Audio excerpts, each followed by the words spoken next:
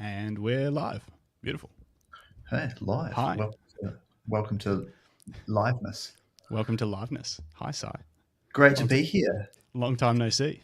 Long time no see, but also, I mean, in the world of the internet, I feel like you're always close. That's So, right. Just strap a around my neck, leather around my neck. I'm like, there you are, just an email caressing, away. coming to work with me. Every day. Every day, holding expensive, precious things off the ground. Yes. Yes. Hopefully they've successfully held your expensive, precious things for 4 100%, years. 100% successfully. That's what we like to hear. Very, very much so. Um, I, so many things I want to talk about, but before we do, I've been trying to think of how to explain you to people, what you do, because what you do isn't an easy thing to explain. You know, the last person I had on was a real estate photographer. It's quite straightforward to explain to people what they do, how their business works. When you meet someone new at a party or something, and they say, "What do you do for a living?" What do you tell them that you do? I was a photographer, and they was like, "Oh, what do you photograph?" And then I'm Yeah. like, "People in love," and they're like, "People in love? What?" I'm like, like people in love doing great, wonderful things with their people Yeah. around them, or sometimes not. And they're like, "Oh, weddings." And I'm like, I mean, as Sometimes. soon as you say the word wedding, you're talking about like a wild, crazy social and cultural document that's all sorts of things to all sorts of people. But Hmm. at the heart of a wedding or not a wedding or whatever you want it to be is usually two people in love, Hmm. and around them will be a small amount or a large amount of people who hold them very dear, and they're doing their thing and following their heart. That's pretty much it. Just people in love. People love doing Yeah. their thing, and then it kind of covers all the wonderful things. It covers like eloping in an ice cave in Greenland. It covers a huge event wedding in a marquee on an uncle's farm at the top of a cliff, or it covers Hmm. a courthouse and being in downtown Manhattan and whatever. It's all things, and I think at the heart of that, the story that you're telling is always the story of two people in love, regardless of what the bells and whistles are.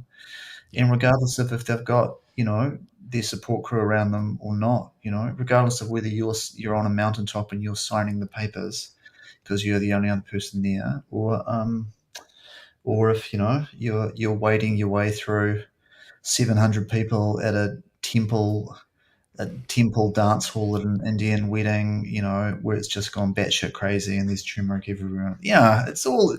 There's two people in love, and there's people celebrating the thing. That's kind of it. And That's it. and I've done that. I'm lucky enough to have done that for 12, nearly 13 years with my brilliant partner in crime, Sophia Bailey, she's the Bailey and Bailey and more. Yes. And yeah, we've tripped around the world constantly, but based in Auckland, New Zealand, Yeah. and it's been a wonderful life. So you guys always work together or market yourselves together but sometimes work separately, or We what's the we used to, dynamic of the business? we used to always shoot together, everything and which is pretty wonderful. We have really great chemistry and kind of somehow always know what the other person is, what lens they're shooting on, and where they are in the world. Yeah. You're 17 kilometers away, and I can sense if I'm in so shot. Um, she's shooting an establishing shot from high on a mountain, and I'm just like, shit, I'm in a shot. I don't know where she is, but I better get out of here. Yeah.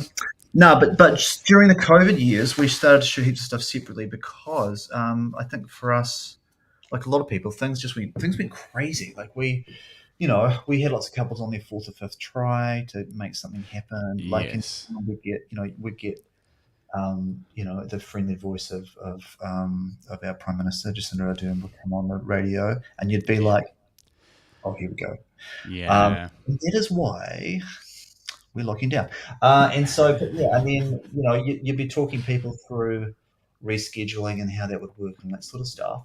And we found that some people would reschedule for years later, and some people would be like, "We're going to go in 3 days," or someone would give us a call, like, "What does it take? It's Monday," like in only maybe like even last year it was still happening where someone who'd booked us, they'd call on a Monday and say, "Hey, we're going to get hitched like on Wednesday in Glenorchy by the lake down the South Island. Can someone be there? Can one of you guys be there? They're just like, Wow. we're just going to have to do it, or like someone's dad is terminally ill, or they don't put off. So it was suddenly we're just covering things, like Yeah. going hard and doing things. Yeah, and it's kind of gone on for that. And then also during COVID, we pivoted to quite a lot of commercial stuff. I think we had the opportunity. Oh, this is a great story. Have we got time for stories? Are we Uh, just into this? we have as much time as you want. What are we like? What is there like a format, or are we just telling stories? Like Telling so, stories. And also, just so you know, I think I told you, but that so we're live, so there are people in the chat at the moment too. Not many, but Grant, who's actually one of the hosts of the show, which we'll get into later, but he's asking about the double exposures because they're awesome. So we'll get back to that. Hey, But Grant, what up, and G? Grant also wants stories. So yeah, Oh, there's stories. So, yeah. So, I mean, we're just deep into COVID stories. yeah, We've always the kind of couples that we've always shot are like, I mean, Soph and I kind of like just art kids slash not really kids anymore, but just fucking indie kids who are like you. And so I tend to gravitate towards stuff that's a bit more like, I don't know, a bit more not run of the mill, hopefully. And then the kind of couples that we attract are couples who are kind of like us, who like a different sort of thing. yeah, And so, which is where all the weird double exposure stuff comes from, Grant.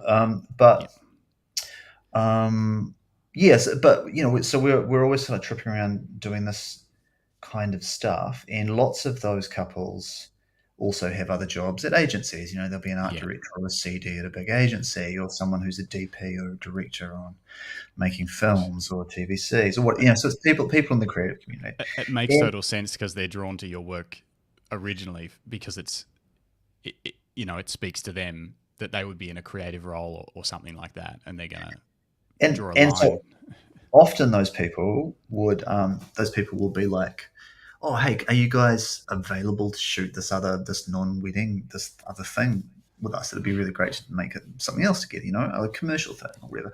And we're always just like, "Oh, I mean, sounds great," but also, like in the people in love game, often your life's planned like 18 months ahead or whatever. Oh yeah, And so we're always like, sounds great, but we can't do it. yeah, But then during COVID, when it was just like, whoa, cancelled, not cancelled, like, yeah.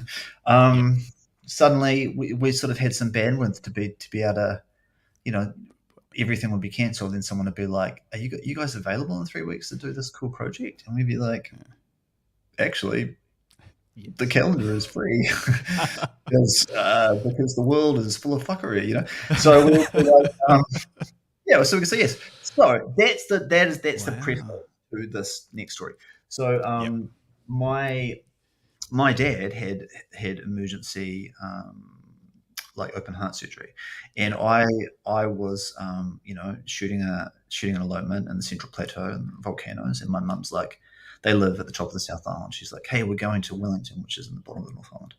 Dad's gonna have the surgery. I was like, hey, I'm actually close by. I'm on my way. I'll drive on down. So I kept driving down the island, got to Wellington, and Mum and I got an Airbnb, and Dad went into surgery. And while he was in surgery, they locked the country down. And so we couldn't go back, and we couldn't go to get to see him. And the surgery didn't go very well. He went into a coma. He was in a coma for like 2 weeks. Oh no. And Mum and I are in this Airbnb. And it's like locked down, so we just can't go outside. Just whatever, getting a little update from the hospital about Dad every day. Yeah. Dad comes around, and him and Mum fly on a medevac back to Nelson, and I'm left in Wellington because they checked my address and they're just like, well, you should go home to Auckland where you live. You can't go to Nelson. I'm like, oh shit. Well, I'm not gonna. I call Soph, who's in Auckland. She's like, I mean, Auckland's going to be locked down for weeks here. Just stay in Wellington because, you can shoot some stuff. You can go down south. We had a bunch of elopements and stuff booked. I stayed in Wellington. Meanwhile, a guy I know who owns a production company, he is in Wellington with his grandma. He's from Auckland. Great mate of mine, Matt McKenzie. And he had brought a whole crew down to Wellington to shoot this big, $3 million TVC for Hyundai. And then when it locked down, he sent everyone home, but he stayed down with his grandma. And he's just like, he calls me and he's just like, "Are you in Wellington?" I was like, "Yeah, I'm in Wellington." He's like, what are you going to do?"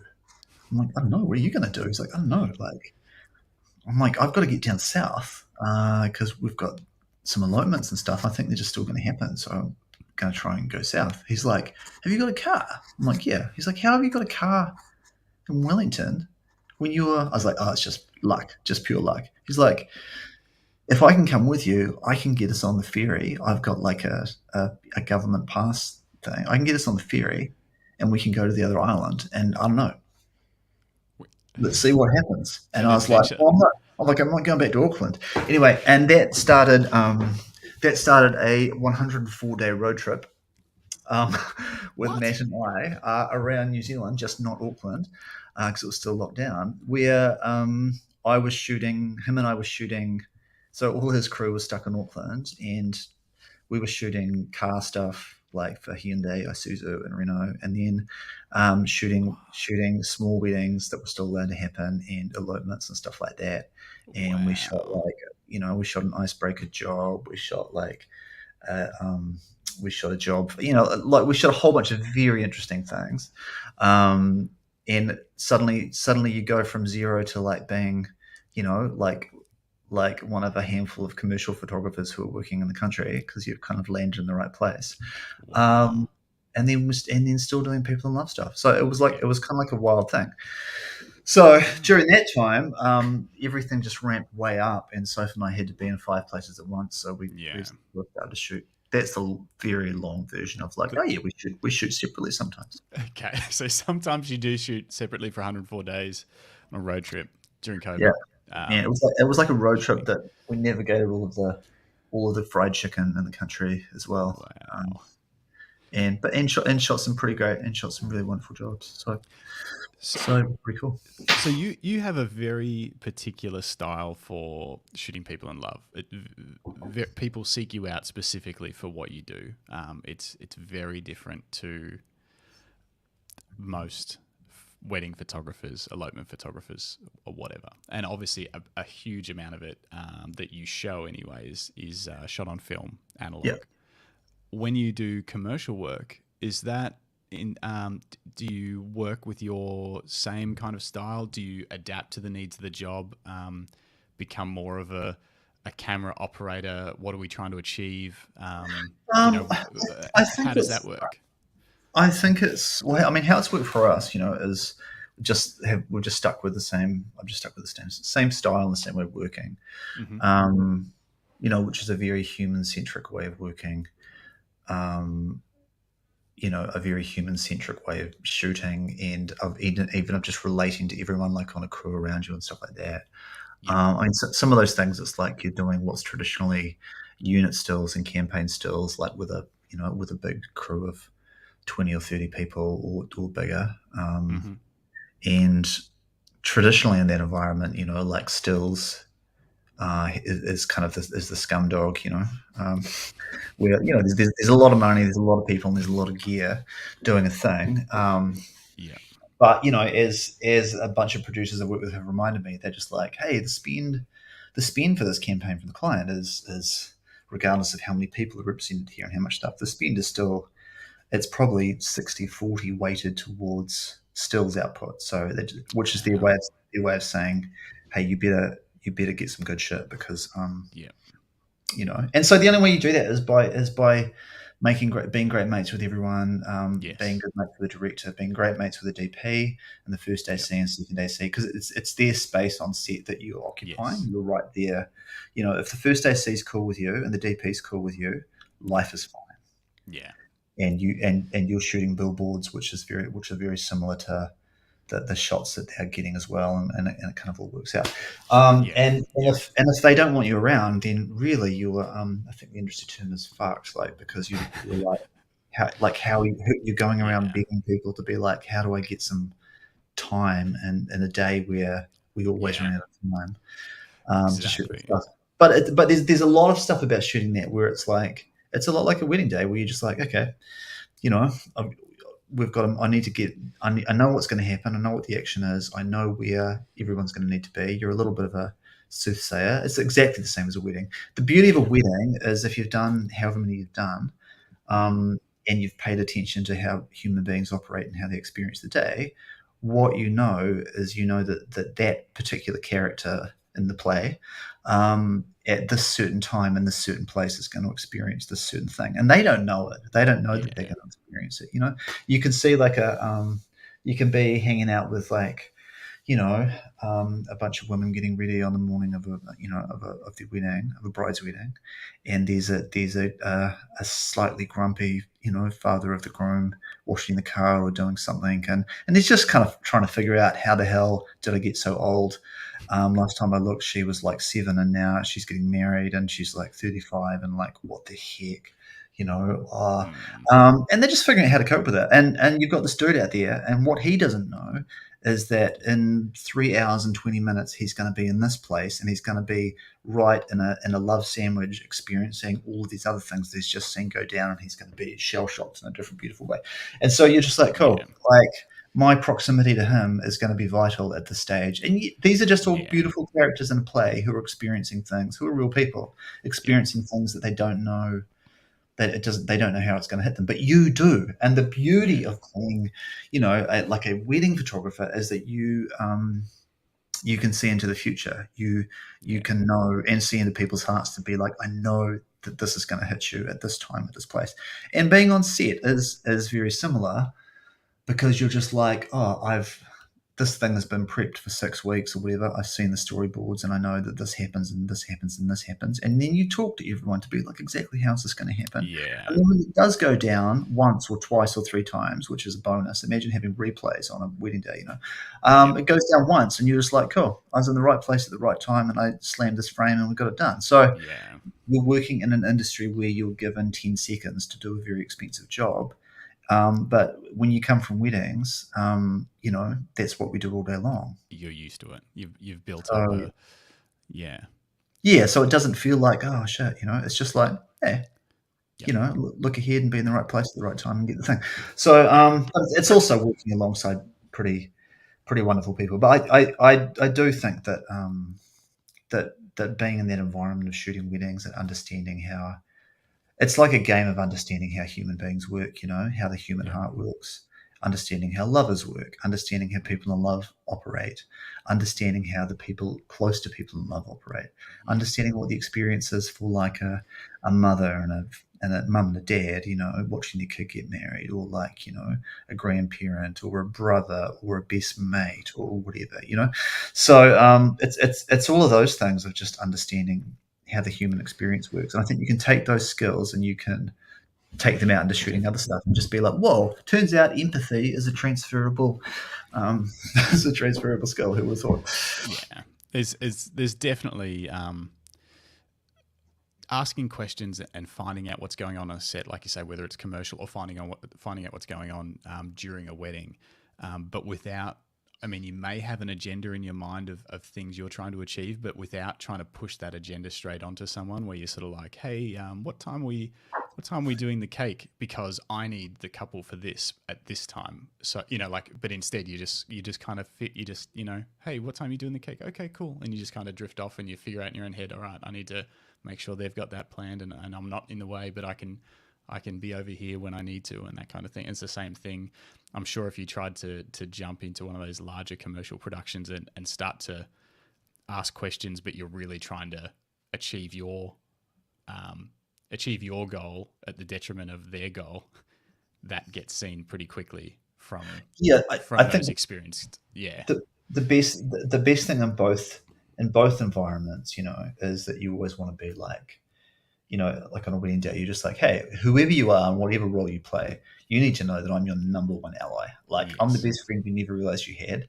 And like, I'm all for you. Like, holy shit, I've got you. This will be sweet. And I'll stick up for you when you're not around, because like, it's like, I'm pretty sure they wanted this, but cool. But also, we should check.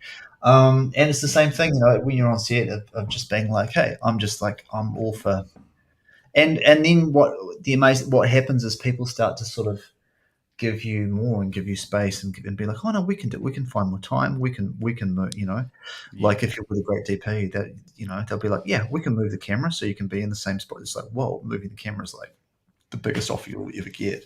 Yeah, we'll move the rig so you can be right there where the crane was and shoot the same frame. It's like, Yeah. OMG, thank you. Drinks on me tonight. Because all that stuff just makes you look good. Ultimately, people forget how it went down. They just see the result and they're just like, oh yeah, that's pretty great. But it's all. I think the experience of being alongside people in love on an important day is probably one of the greatest. If you love shooting people, it's the greatest. It's just the greatest. It really is. It's an amazing way to accelerate your experience as a photographer, and really put yourself into a huge variety of situations with a huge variety of personalities, and shooting conditions, with that little bit of pressure added on, where you don't have a chance to redo it. I did want to, and just speaking of that, going back to you're kind of talking about learning to, I guess, read people, read situations, and anticipate things that are going to happen on a wedding day. For the newer photographers, people that are still learning their craft and trying to shoot people in love or people in whatever situation, often they're thinking about, what settings do I need to have my camera on? Where should I take this photo, and that kind of thing. And that can get in the way of seeing the things that you're talking about, seeing the people and seeing the relationships. How do you suggest people might go about taking more of that in, when they're also stressing about just getting sharp photos and that kind of thing? Sharp photos. I haven't years. No, I mean, like Ollie, dear mate Ollie Sansom, like he always says, you don't get paid to take photos, you get paid to pay attention. Like making good photographs, it's assumed that that's what you'll do because you're a photographer. It's what you do, you take photographs, right? But all the things around it, paying attention, understanding how the room moved, understanding where your key characters are if suddenly they've gone missing, understanding like a change in chemistry, all those sorts of things. Those are the things that you pick up without the camera in front of your face. Those are the things that you pick up by being there. When someone's invited you along to a wedding, they've invited you, they haven't invited your camera. And they're paying for you to be there, and the best way for them to build a relationship with you is with these, not with I wish I had a lens here that I could just actually. I don't. Is there anything? Yes. Wait a second. Gee. Yes. It's like the difference between this, right, and this, right? That's the view. Yeah. If you're new to the game, you give people this view like 90% of the time. But this is the one that people are like, I'm your best friend. Yeah. And this is a terrifying machine. And it's just that you take the camera away from your face. And I think that's one of the things that like shooting analog can teach you, is because you've got, if you've got 5 rolls on the rollie, that's 5 times 12 shots, and you've got 60 frames and you've got a bunch of hours. You can't have the camera up to your face all the time because it's going to be gone. So you're just like looking at the light, looking at the people, just using all of this. And I think it's a pretty great skill to develop, of just understanding how people work, what experience they're having, being empathetic to that experience. That's the game. It's a very human game. It's also a very, we're a service industry. Back to that thing about, you're a photographer. I mean, you're supposed to make great photos. People expect you to. It's not like, whoa, the photos are amazing. It's like, yeah, you hired someone whose job is making great photographs. Like, it should be good. I mean, when you go to I always use this example. When you go to a Michelin-starred restaurant, people usually aren't going like, holy shit, the food's amazing, because they're just like, listen, this restaurant's got 2 stars. Like, the expectations are high. Like, the food is, yes, you probably already know all about the food because you're obsessed, right? The things that you comment on and that you fall in love with are how someone met you at the door or at the curb, what the lighting was, what the smell was, like the experience of walking down the hallway to the toilets, the art on the thing, how the waiter spoke to you, interesting little touches at the table, all all of the kindness or not all the things that aren't the food are the things which are like, that was amazing, because Yeah. you paid an arm and a leg to go to a 2 Michelin-starred restaurant. Like, the bloody whatever it is, the Japanese samurai massaged like quail breast was like, of course it was great. Yeah. So there's that certain thing where we often just think that taking great photographs is what it's about, but that's expected. Yeah. That should be the default expectation, is that the photos will look great, but did you really sort of uncover special moments and relationships during the day that maybe someone else might not have seen? Yeah, it's or even just things that, not things that someone else might not have seen, but even just things. It's like when people are like, they've got little disposable cameras at the wedding, or when there's someone who's like lots of the couples that we shoot, their mates will have cameras too. Like, everyone's got a Leica M6, or they, and Yeah. I'm always just like, shit, yeah, get stuck in. Like, I'm all for it. Like, so long as I'm not taking photos of you with your camera, definitely no phones.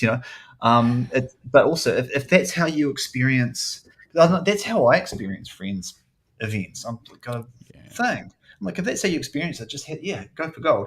Also, they know all the weird things that I don't know. They know that these three people were on that road trip where someone got arrested and was in a Mexican jail for 2 years or whatever. And that, and so they are shooting all of these connections, which I know nothing about. And so you can learn a lot by paying attention to an Uncle Bob who's taking photos, like, and they'll tell you things which we often find annoying, where they'll just be like, those three sisters there who are 80 haven't been together for 50 years. And usually you're just like, okay, we'll get a photo of them. Okay, sure, yes. But it's actually just like, okay, there is a special crew here. Yeah. Designate those guys as special, and sure as hell watch out if one of them's going to go home early, because like they'll probably never be together again, right? Interactions, all that. So you're just learning all the things about this group of people from all the people and it's very easy sometimes to just kind of go. I mean, confidence is key. That thing about you saying about if you're new to the game, and trying to figure out how you can sort of watch those things at the same time as just get sharp photos. Like, confidence is key. And at some stages of the day, you want to tell yourself, listen, I know more about how weddings work than anyone here. I know when things are about to go down and the couple's about to come back down the aisle or whatever, you're just like, I've seen this, I've seen that 700 times, and so it's like, I know what the experience is like. I know that the batshit crazy frenemies who are dressed in fluoro dresses, who are seated right at the back, with a pram parked up, that unfortunately that is the most important place, because they're the only people who are going to get their shit together for this confetti, because they've got 50 meters of aisle to figure it out. But also, these are not the people that they want in this beautiful shot. Okay, cool. So you just find a crop that does not feature them. All these things. But then also, so confidence is key. We're just like, I know how this goes. I'm like, and that should make you feel calm and confident that you can look into the future and be, I know exactly how this is going to go down because I've seen it happen. It's going to go down like this. And you can problem solve it all. You've seen all the kinds of light. You've seen, all the kinds of people. You've seen the things go wrong and the things go right. But then at some stages of the day, you need to drop that confidence and say to yourself, I don't know anything about how all these people are connected, and I need to just watch and learn and listen and ask someone if I don't know, or be like, if you see someone who looks important or is being treated with a lot of respect, find someone, one of your crew, one of the bridal party, someone, and be like, hey, who is that dude? Someone, like, tell me, or like dude in the crazy, dude who looks like he's a mafioso and the crazy like hatch sport coat kind of vibe, and someone will be like, yeah, you picked it right. Like, let me tell you a couple of things. Like, so I think when it comes to the chemistry of the day, be confident that you know how it goes. And when it comes to the human connections, always be seeking more information, because it'll make the difference. You'll come up with a frame that when you deliver the gallery to the couple, they'll just be like, holy shit, how did you know? Yeah. And you'll be like, I found out.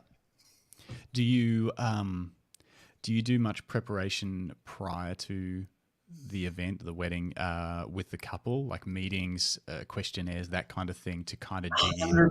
100%. So I think um, often people have the attitude of like, if you're not paying me, then screw you, and it's just like, I just want to do a really good job, Yeah. and I want to do a really good job, and also feel relaxed and comfortable. And if you don't know Yes. what's going on, or you have to somehow document someone's plans which are just poorly made because they didn't get good advice, Yeah. then your life's going to be quite tough, and Yeah. you're probably not going to make it work. So it makes sense to just put in that bit of time. Hmm. And so we would usually do a meeting in person or on Zoom with a couple, like 18 months before their wedding, Yep. when they're keen to book. If it's been on Zoom, we'll go hang out for a drink at some stage a bit closer to their wedding. Yep. Um, we shoot through a questionnaire about 2 weeks out, which is, Hmm. as I always say, it's like that's about when shit got real, and you had to actually be like, oh, it's actually going to go like this, as opposed to Yes. theoretically. Yeah. There's a window, maybe 2 or 3 weeks out, where couples actually can see themselves inhabiting the day, and prior Yeah. to that, it is theoretical. It's Yep. like, yeah, we'll still have inflatable llamas and hot air balloons, and Yeah. Yeah. no, you won't. Don't know. You won't. Yeah. And And even then, the timeline often becomes real as well once they start. They sort of really try and put themselves into it, and they realize that it's actually not time to do all those things they thought they were going to do, and things yeah, start well, going. we Yeah. would usually deal with that like back 18 months out. That's one of the Yeah. things that we deal with in a meeting is like, hey, like what we talk to people about the kind of experience that they want to have, who they want Mm. around them, whether they want things to feel serene or just wild, all Yeah. this sort of stuff. We look at sunrise and sunset times. We always work back from sunset for planning the day. Talk them through things like how parties work. Like Yeah. you party in the day like this, you party at night like this, so that day to night thing is a really important transition. Let's get there right. Yeah. All these transition things, just group dynamics and stuff.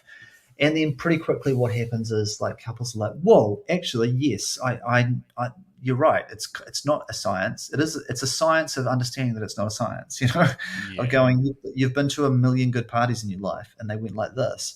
And these are all the things that you can make sure that your one's one of those too. So we do all that miles out, and then we do that little questionnaire thing, and then always go to the rehearsal. And Interesting. if they're not having a rehearsal, it'll be like, well, why the fuck not? We better do something. So that's a big one, because that's the one where I always feel like that's your last chance to stand there.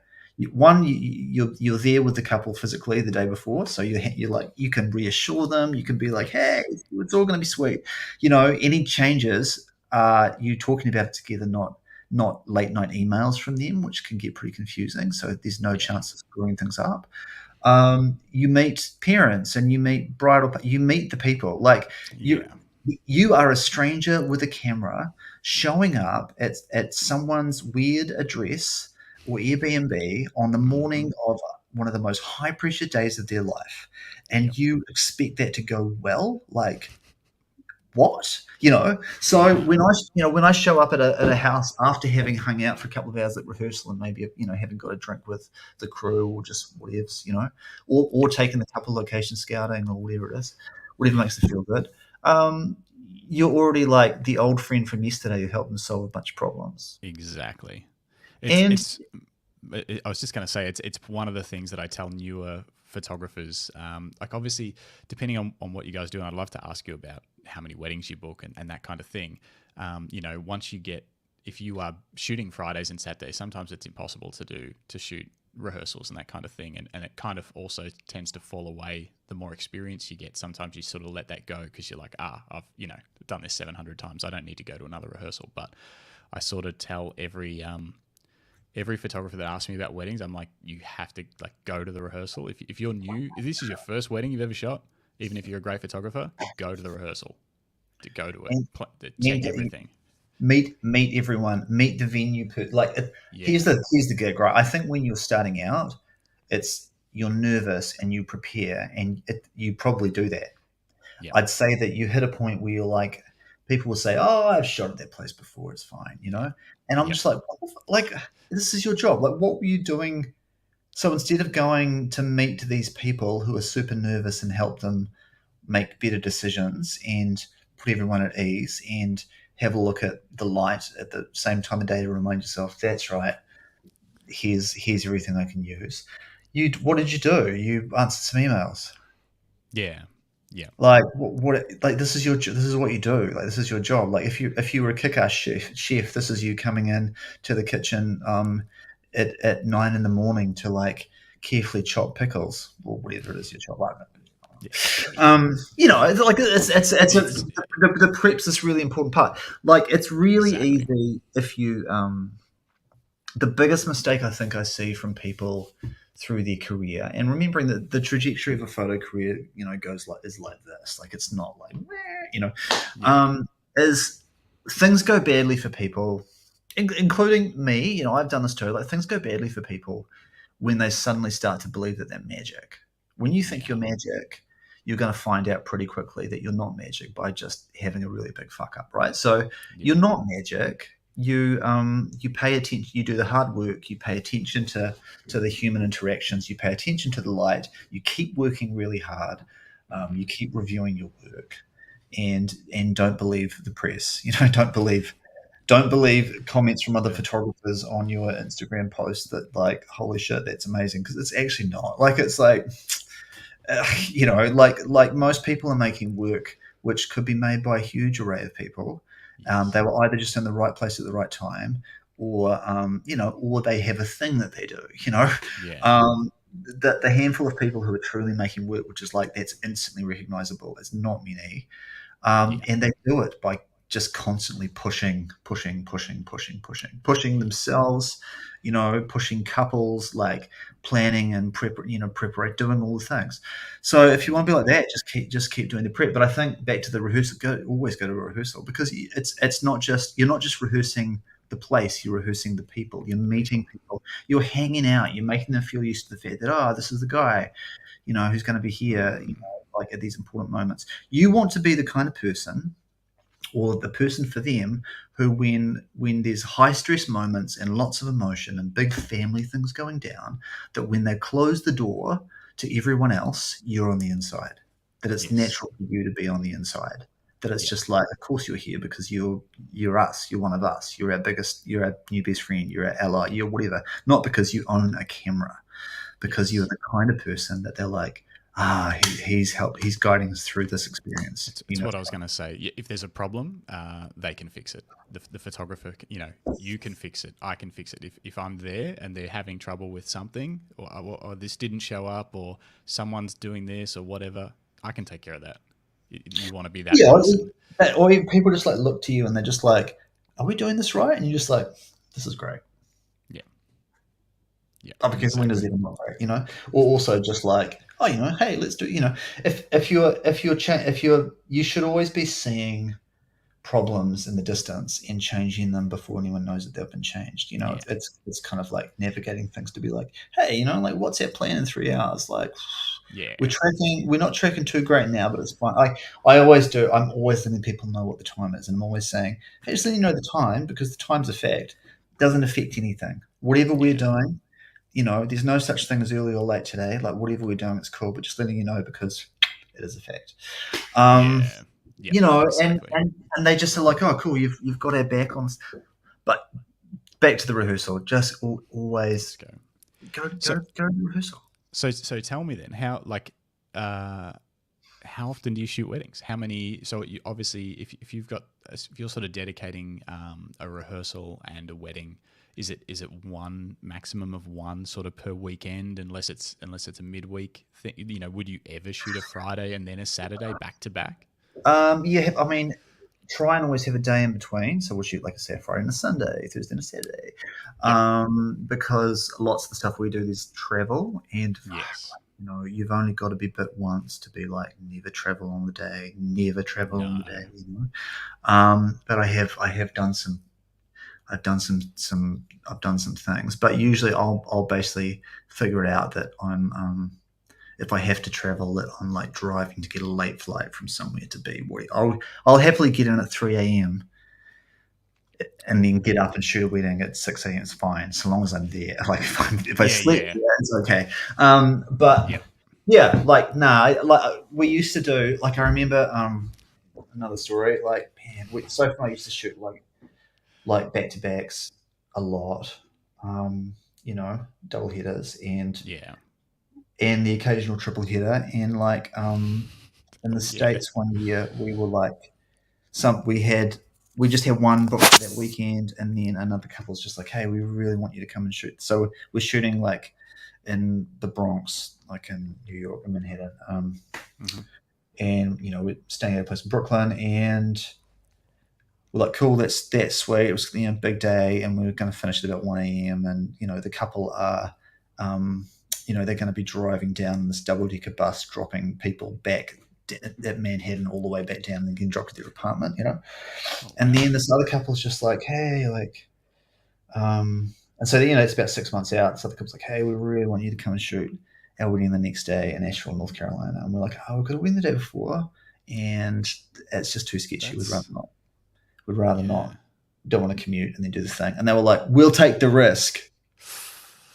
And stupidly, we said yes. And then in the meantime, some other, like, I was in a band in New York at the time. This couple that were kind of new through music circles were like, they were getting married. They were like, they were our kind of people. They were like batshit crazy. They were getting married upstate New York at this crazy old, like, semi-haunted, rundown children's camp with like an empty pool that they'd turn into like, and it was like all of the cool Brooklyn kids, and it was like mental. And they're just like, can you guys like shoot it? And they were like, it was like all on film, right? And I was just like, yes, we will find a way. Yes, we'll find a way. So we've got this triple header, and so we shoot like in Brooklyn, and then the bus that's driving down Manhattan is like, they'd hired this double-decker bus that came from like White Plains, and so it hadn't actually been in the city. So if we're driving down like these streets, and the bus is too high, and it keeps hitting like tree branches, and everyone on top's like getting smashed, and the couple sitting in the back wanting to be shot and having this whole experience. But it's just like and so we got home like about 3 a.m. and then we've got to be at like LaGuardia at like 6. Yeah, because North Carolina's. Yeah, so we fly to Atlanta from LaGuardia, and then we connect to Asheville. No, so it's 2 flights. Yeah, and then hire a car, and then there was like thunderstorms, so heaps of flights were cancelled, but we were kind of okay. And then we're just like, meanwhile, you've gotten home, charged your batteries, uploaded your files, right? Yeah. And then hired a car, driven to this place in Asheville, North Carolina, which actually out of interest. So that wedding was like two of the groomsmen. I don't even know if I'm supposed to say this. It's okay. We don't have a large listener base yet. So two of the groomsmen. So the groom's brother was a Navy SEAL who's killed on duty, and two of the groomsmen were SEAls, and one of them was a guy. He was a guy. He was like a SEAL Team 6 guy. You know. Oh, okay. Yeah. Like. And yeah, he did a thing that's pretty famous, and they're covered in. So I'm absolutely smashed tired, and then I go into this thing, and the groom's like, "Hey, the guys like they've never had their photos. They've never been allowed to have their photos taken. Yeah, and they would love to like have their photos taken of someone. They've got a couple of tattoos and stuff, and then they've got some medals and stuff, and they'd really love that. But obviously those photos don't go anywhere. So that's right.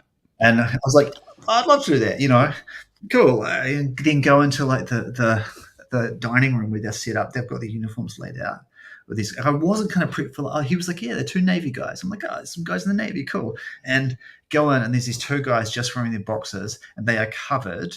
Like Yakuza, right here, all the way, it completely covered in tattoos with the SEAL trident on their thing, and you know, like very not a lot of joy, and but they were like, then they were just sort of telling stories, and it was quite quite a beautiful, almost quite a sacred thing, Yeah. because they had, one that the groom's brother had been killed, they'd served with him and he'd been killed, and then they'd also just kind of never, this was their life, and they'd never been able to kind of really document it. It'd kind of been the semi-secret kind of thing. So that's wedding number 2, right? Yeah, probably a very emotionally taxing sort of moment, in the middle of what is already a busy weekend. That's pretty heavy, and to be part of that, it's not something you can just take a couple of snaps and then move on and be like, okay, now what are we doing? No, you have to earn the right to feel like you can be in the room. But it's also, I mean, this is that thing that I was saying earlier. Like weddings are like, it's human. There's a cultural story. Like a wedding's a cultural story. Whatever country you're in, it has its own little kind of roadmap and script. But it's always this cultural story. And then inside that cultural frame, that cultural story, are a whole bunch of very different human stories with all these kind of different interactions. And there is always tragedy, and there is always joy, and there is always just the story of people getting old and people being young and all the things in between. And there's stories of love, and there's stories of love that didn't work. And there's all, like, that's what's kind of going on inside this cultural document. And so that story is just kind of like another beautiful, tragic, the groom's brother, who was very close to, isn't here, but these 2 guys who he served with, who've become his mates because of that, are here. Yeah. And these 2 guys have this story that connects to the brother. And so because that connects them to the groom, and documenting who they are, and then suddenly, like, and the empathy that you build with that, then when you're there at the party later that night, you're just like, whoa, these are all people, these are all families. All the women here are married to military people. They know what it's like to have someone go away, and they're all married to those kinds of military people. So they know what it's like to have people go away to do things that they don't talk about, and it's crazily dangerous. So regardless of what you think of all that stuff, you see this thing playing out where you're just like, whoa! Wow. Because of what I experienced during the day, I feel that this is difficult on the heart. Yes. I can see it. Yeah. And so you sort of shoot it with sympathy. So that's wedding number 2. Then we fly the next morning. Boom, we fly back to back to Atlanta, and then to White Plains, to like a tiny airport, and then hire a car, and then drive way upstate into the forest, and then show up at this like crazy, like semi-haunted children's camp, and it's humid as hell and super hot, and like, anyway, like we crawled home to the place in Brooklyn, and we were like, we have to remember what this feels like. We are never again. That we're like, no triple headers, no traveling on wedding days, that's it. Like, that's it. And so after that, it was just like, hey, always go to the rehearsal. Was the rule. I mean, that was probably like 6-7 years ago. Always go to the rehearsal. Never book back to back. You'll just eventually make a mistake, and people deserve you at your best. And I know it's a business, and I know that there's money, and I know there's all these things, but it's, I mean, like, the business model of this thing is an interesting thing, because it's like, if you've got a photo business, you're one of 2 things. You're either, art-led and the business follows, or you're business-led and the art follows. Mm-hmm. One of those things will give you your kicks. Like lots of people get their kicks out of running a successful business and doing that sort of stuff well and growing it, and it's a project. And lots of people get their kicks out of making crazy beautiful art and pushing their own boundaries and whatever. And whichever one you are, it doesn't matter. Like, neither is better or worse. Whichever one you are, the other thing follows. If you're business led and you get your kick out of that, making the work, the art factor, is the thing that you're always looking back going, shit, this needs to catch up. If you're art led, you're always looking back at the business factor, being like, fuck, I'm screwing, like, the business needs to catch up. Like, whichever one, you'll hear that and you'll go, oh, I'm that one, and I understand that feeling. That's kind of the gig. So I understand, that you make these choices, but they're good business choices, and they're good art choices. You'll make better art because you'll have more empathy, and you'll have a better understanding. You'll be more in control, and people will acknowledge that you have this influence on the day. If you go to the rehearsal. And at a business level, it means this. It means that people will have a better experience of you as the face of your business. They'll be fans of you because they'll have more time to build a relationship with you, and you won't fuck it up. Yes. Like, the worst business choice you can ever make is putting in less time that leads to cock ups. Yeah. You know, I was actually just going to say, I mean, I completely agree in terms of business versus art, and the other one kind of takes a backseat or follows or is directed by the vision of the other, depending on which prioritize, which way you prioritize it. But I guess you could also look at it, is what business are you trying to build? Because I could argue that what you're doing, showing up to a rehearsal, is an amazing business decision. And it's just, you're not trying to build a business that shoots 100 weddings a year. You're trying to build a business that shoots less weddings, probably for more money, for the clients that you want to work with, doing the kind of work that you want to do. So it could still be a business decision. It's just not a business decision to maximize, absolutely maximize revenue and profits. It's a business decision to build maybe a business that fits your lifestyle better, or a business that's more robust for the long term, because you've got raving fans and yeah. I mean, it's like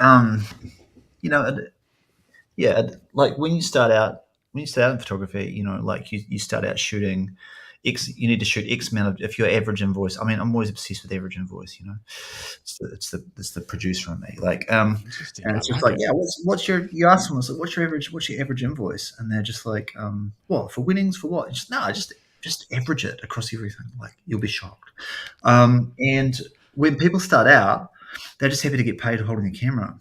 Yes. And so their average invoice is probably $300, and they need to shoot. Oh man, I mean, it's like the classic back of an envelope small business maths is 30, 30, 30, 10. So whatever you are invoicing, like 30% of that will go to you, or go to wages. 30% of that will be used to run your business. 30% is going to go to the government. Yep. And if you've done it right, there's a little 10% buffer there that will hopefully start to accrue as, holy shit, I can get out of a hole one day. If something happens, and it's every single time. That's what it is. So if you you got to think, what do you, when you're invoicing a thing, what do you need to, I don't know, if you're shooting one job a week, what do you need to live on a week? What does it actually cost you? What do you have to pay yourself? And then whatever that number is needs to be 30% of your total invoice. If that's I've had people be like, no, whatever, and you talk to an accountant and they'll just be like, yes. Mm-hmm. That's it. Yes. That's exactly. Over time, the average over time, that is what it is. So people are just like, I'm invoicing like, $3,000 for a job this week, and you're just like, yeah, that's amazing. But, like, it's actually not amazing once you've taken into account all these other things that are going to happen. It's like, we always when you're doing mentoring stuff, always sort of being like, you can look at the walls that people hit in their photo career based on, you'd be like, how long have you been going? 3 years. Okay. You've just had your first massive tax bill, like your first proper actual tax bill. And you are like, holy shit, like, I haven't been charging enough. Who's the government? Like, what the heck? Like, this can't work anymore. Also, at 3 years, the magic is worn off, and you've stopped paying attention to your family who told you that you're a great photographer, and you've discovered great photographers, and you realize you don't know what you're doing and that your work shit. So you've had these two experiences in the same year. Holy shit, I actually aren't any good. And two, the government. And that leads to, so the churn of people retiring from photography and going back to their day job, year 3, end of year 3, wedding season 3 is kind of like that's the one where most people fall away because of those things. And it goes on and on and on, as you kind of go forward. What were we talking about? Fans, like, fuck. So the business model, like, if you are art-led, which we come from an art-led perspective, people are always like, oh, you fucking art kids, like, how do you run your business? Well, a business has consumers and an artist has fans, and these two are the same kind of things. If you're business-led, then you're looking at the people your clients as consumers, and you tend to build the experience for them as consumers. If you are art-led, if you're an artist in inverted commas, then you look at the people who are paying you to do their thing, to do your thing, as fans. Both of these are fantastic business models that work in the world. One is not worse or better than the other. We operate in the fan space, and if you have a think about how fans work, like you have a think about like your favorite band when you were, I don't know, you're like 19 and you just had the greatest summer of your life with your mates, and you bought an album that just played nonstop all summer long in the car as you all drove around together, and it became the soundtrack to your life. You fell in love to it. You had your heart broken by it. You or whatever. You got drunk to it. You lay on the beach listening to it on a Yui boom as the sun came up. And all these things, and you listen to this record, and that band that's your favorite band is playing at a festival that's like a 5-hour drive from your house. You're like, we are driving through the night. We are selling a kidney each to get tickets, and we are going because you are like, this is a life thing for you. You are a fucking fan. And so you get there and you sleep, I don't know, on the sidewalk, and you do the thing, and you stalk the band at their hotel, and you buy all the merch, and you have the time of your life, and they play the song on that stage, no matter how great or terrible they played it, and you literally melt to be like, this is everything for me, right? Yeah. And then what will happen for the next 20 years of your life is you will as you get more money or whatever, you'll travel around the world, you'll buy the reissued things, you'll be obsessed, you'll tell everyone about that road trip or about that time you fell in love with your now wife and you've got 3 kids to the soundtrack. This art becomes this obsessive thing for you, and that obsession is not based on economics. It's not based on making a good economic consumer decision like you do if you follow a business. It's based on pure, complete and utter madness passion. And if you feel like that about a piece of work that I've made, or you've followed my work, just weird as shit, double exposures or whatever, and for some reason, it's not for everyone, but for some reason it made you feel a thing, and you were just like, that feels like that time I went to that gallery and wherever, and I got art for the first time. I was just like, oh, that feels like the time my dad yelled at me about you'll never do anything good, and I was like, fuck you, I'm going to do something, or whatever it is. That's what art is. It makes you feel the thing. If you've seen some of my work and it made you feel that, and you got obsessed and you followed the story of my work, then one day when you met someone that you fell in love with and you were just like, the only way I can see this story being documented on that day, which is the most important to me, is like that. Yeah. And then you were just like on the phone, YOLO, Sass, can you get here? And they're not like, we're considering 4 other people and we're just having a look at the budgets for the thing. They're just like, it's not an economic decision. It's a fan decision.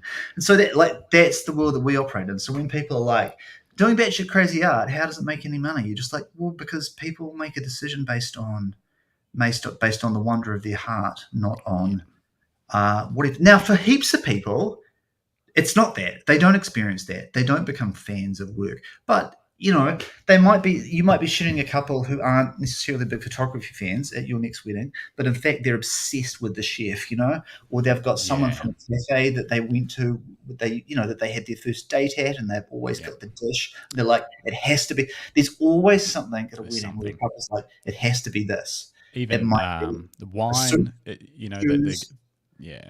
the type of wine they get. We've seen a lot of couples that they've like gone to the vineyard and they've got a special sort of batch of something, and it just depends on what they're fans of, I guess. What their fandom is.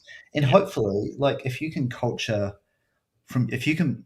here's the key, right? If you want people to be fans of your work, you have to make work that people can be fans of. Mm-hmm. People can't be fans. Like, no one is driving 5 hours through the night to go to hear a band play at a festival who makes elevator music, jazz ripoffs. Like, they're not. It's not that kind of thing. So if you're making generic, high production value but very generic, like it could look like anyone's anything, no one's like going to be like, it has to be you to come and fucking do this thing. They're just like, that's kind of available anywhere. But if you need to make work that people can be fans of, or you need to make food that people can be fans of, or you need to make wine that people can be fans of. Like, if you're operating in a fan economy, the work has to be fannable. Yes. Is that a Yeah. thing? Now, so that's why that's over in the art led business. If you're over in the business model led kind of thing, then it's a different game. Yeah. Commerce is you have consumers, and consumers make decisions based on economics and value.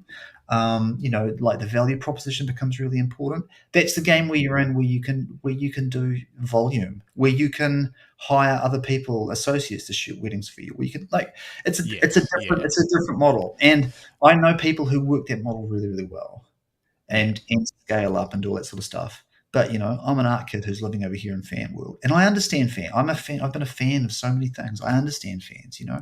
I've been in bands and made records, and have had fans come up to you at shows in the middle of nowhere crying, and they've just driven for whatever, all because not because you were great, but because for some reason the universe put a song of yours into their hands at the right time in their lives, and it Yeah. became the soundtrack to important moments. And so, once again, which is an illustration of like, it's not you who's magic; it's the people. The people are magic. Um, but that's like the fan model, and so I think that's the thing of like, if you are art led, and you can get people to make decisions that aren't based on economics, but are based on wanting you to do your thing with them, then that is a fantastic business model and a fantastic art model. You know, Do you think for people that aren't inherently, what's the best way to put this? They're not inherently creative. They're not the sort of people that during when they're in high school they were sort of doing all the art classes and making cool weird things that most people didn't understand and all that kind of stuff. They're not inherently creative, but they are a photographer and they want to be more creative. Do you think it's something that they can pursue, something that they can work on? Oh, like totally, totally. Oh my goodness! Like, you are what you eat. Like 100%. You are Yeah. absolutely just what you eat. You are your diet. Mm-hmm. And if you that kid who when they were at high school was always in the art room making whatever's, their parents probably had a great took them to see great films, or they had a massive National Geographic collection, or they listened to records, or they were getting fed something that just made them go. They were the product of whatever they were being fed. Yes. You absolutely are the product of like there's so many different cliches I could use here. Like cliche in a good way. It's Yeah. like if you don't like your output, change your input. Mm-hmm. Is the most obvious and kind of like classic one. We're talking about creative diet and how to curate your creative diet. Yeah. And creative diet just being a wanky way of saying inspiration, but creative diet's a bit nicer.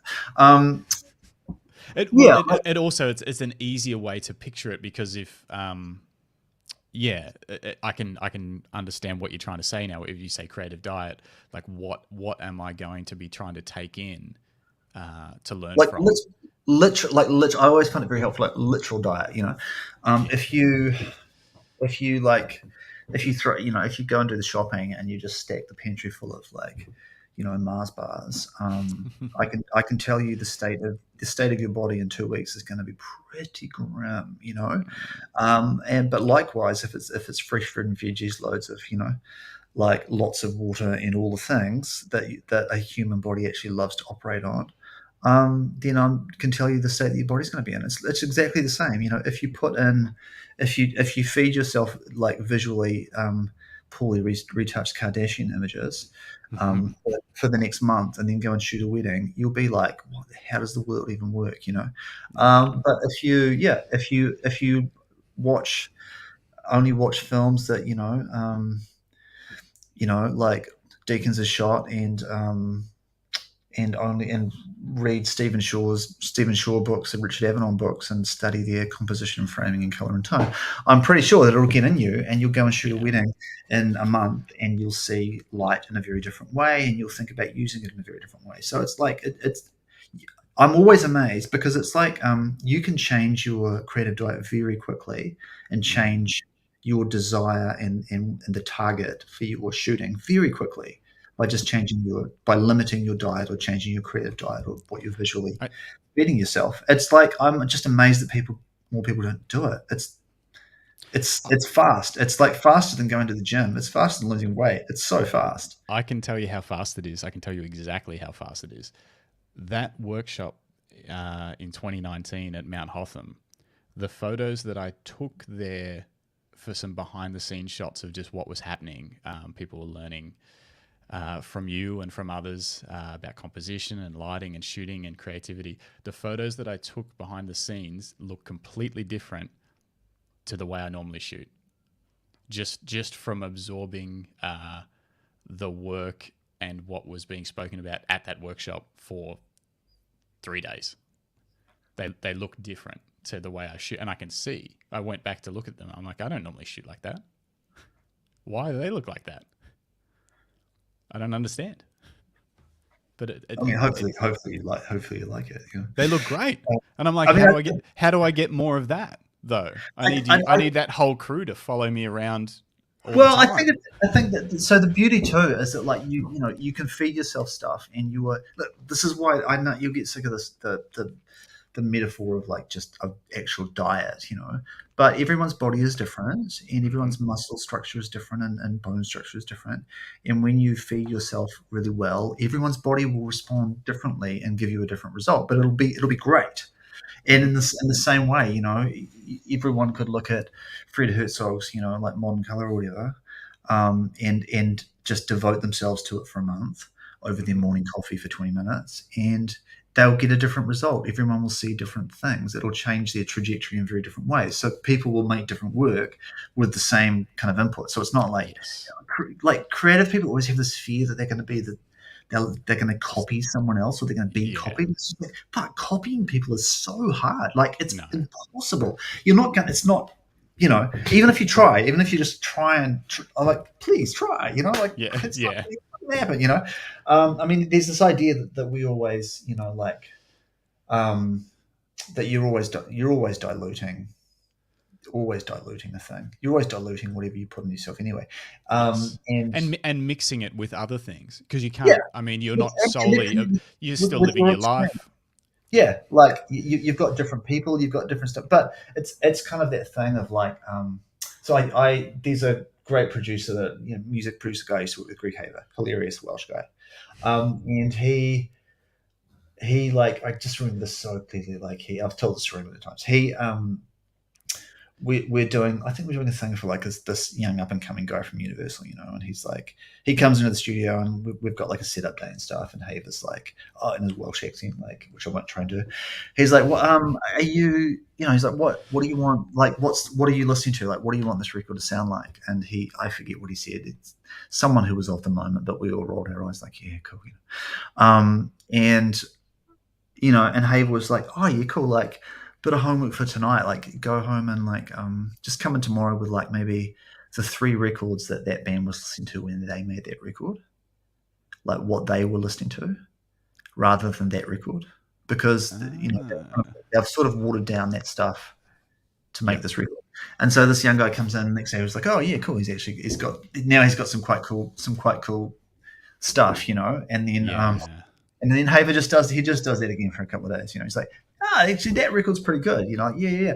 Like go find out what those guys were listening to when they made that record, I think that the dude the second lot of stuff, he went back with Radiohead, and then he went back to like some, I forget whatever it was, like, Frank Zappa, and then he was like at the Beatles, and then he was like at Howlin' Wolf, and then he was like at Miles Davis. And once you get into you're just like, holy shit, like this is the raw, like I think we got to like a crazy Lead Belly and Blind Lemon, Jefferson, like kind of real, very, very raw, wild blues stuff. And we've got this 18-year-old kid listening to this shit after a couple of days, and he's just like, whoa, he's like, this is, and we're like, yeah, that's the stuff. That's the stuff. Your natural inclination as a human being is to water down any input that you take in. Like it's that Stevie Wonder thing, breathe in, breathe out. Like whatever you breathe out will be just a shitter version of what you breathed in. It's true. It's like you breathe in oxygen and all the things, and you're breathing out exhaust. And like often, like whatever you're putting into yourself, your creative output is often just the exhaust of what you've put in. So you need to put in some potent as fuck stuff to get something good out. Like you should be eating broken glass, it's like, oh, this is challenging and this is terrifying. You should feel like, whoa, have I gone too far in listening to this or looking at this, or this is too much? Yeah. And then the stuff that you put out will be a watered down version of that. It's totally true every time. So if you feed yourself, it's like, fuck, if you want to make a record that sounds like, if you're listening to Coldplay trying to make a record, then the record you're gonna make is gonna be something that sounds like very, very bad Coldplay. That's right. It's not going to change. It's not going to change the world. It's just going to be that. They kind of sound like Coldplay. Get potent. Find the potent thing. Like if you love if you love Avedon, for example, and how his portraiture works, examine it like pretty deeply and be like, like who was Avedon? Who was his contemporaries? Who was he looking at? What was his sort of vibe? What paintings was he into? What scene was he a part of? You get into Irving Penn, and then you go pretty deep from Irving Penn, and you get into Caravaggio. Before you know it, you're in the Dutch masters, like use of light and paintings and all sorts of stuff. And it's just like, that's the shit, It's not far. You don't have to go too far back looking in the history of image making before you get to, paint on a brush, and you're looking at people using light and representing light in a pretty wild way. I mean, get into that. It's the same thing with like watching films.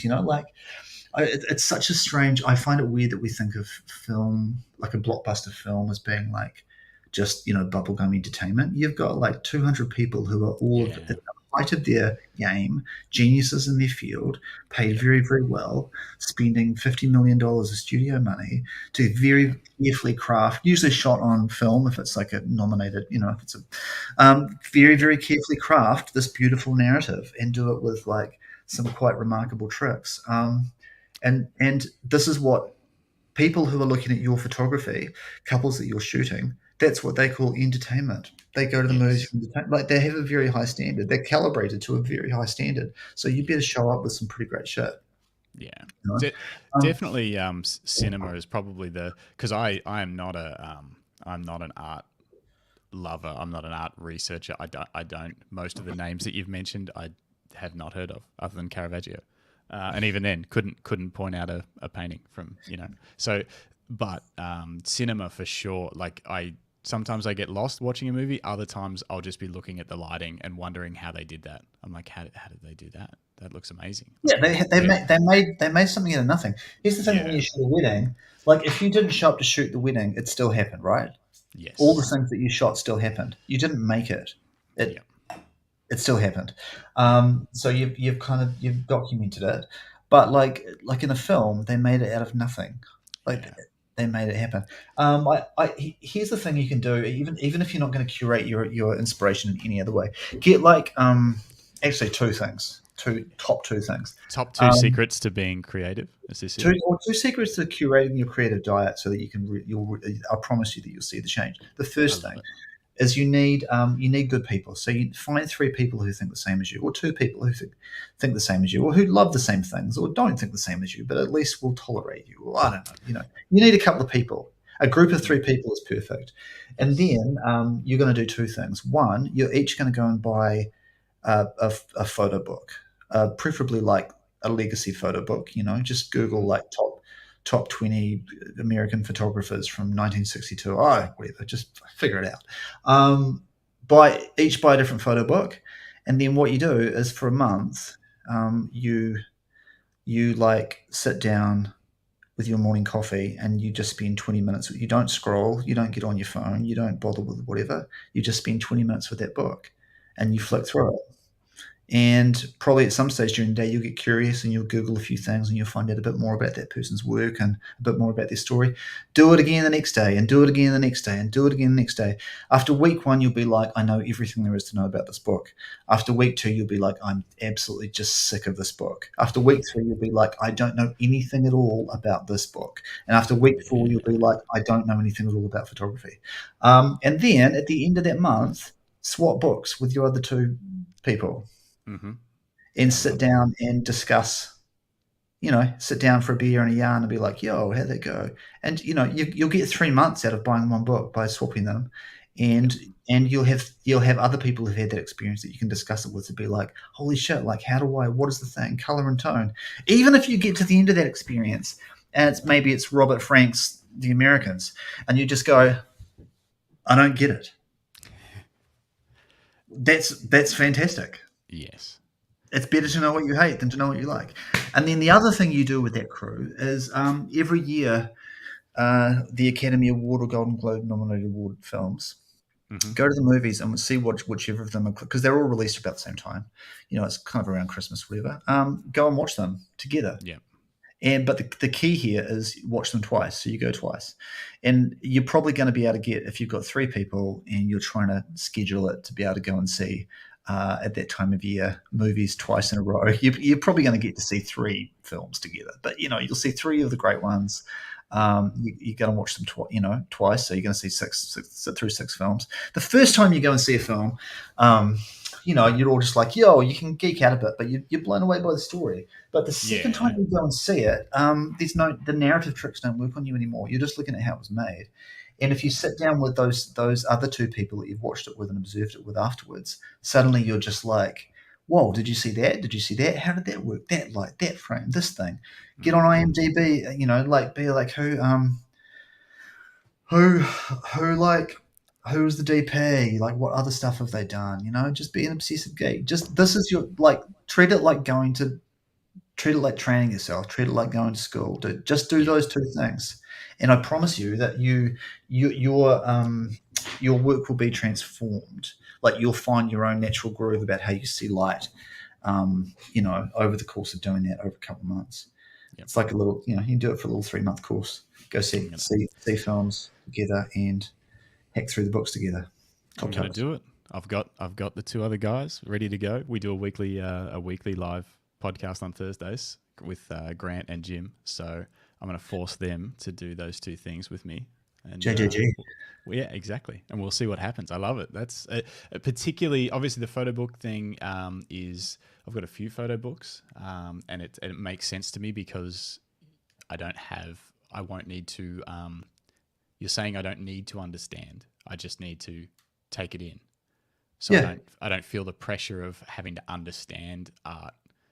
You don't have to get all art. You don't have to get all art on it, But what will happen is, the longer you sit with the thing, the more curious you'll get. It's like,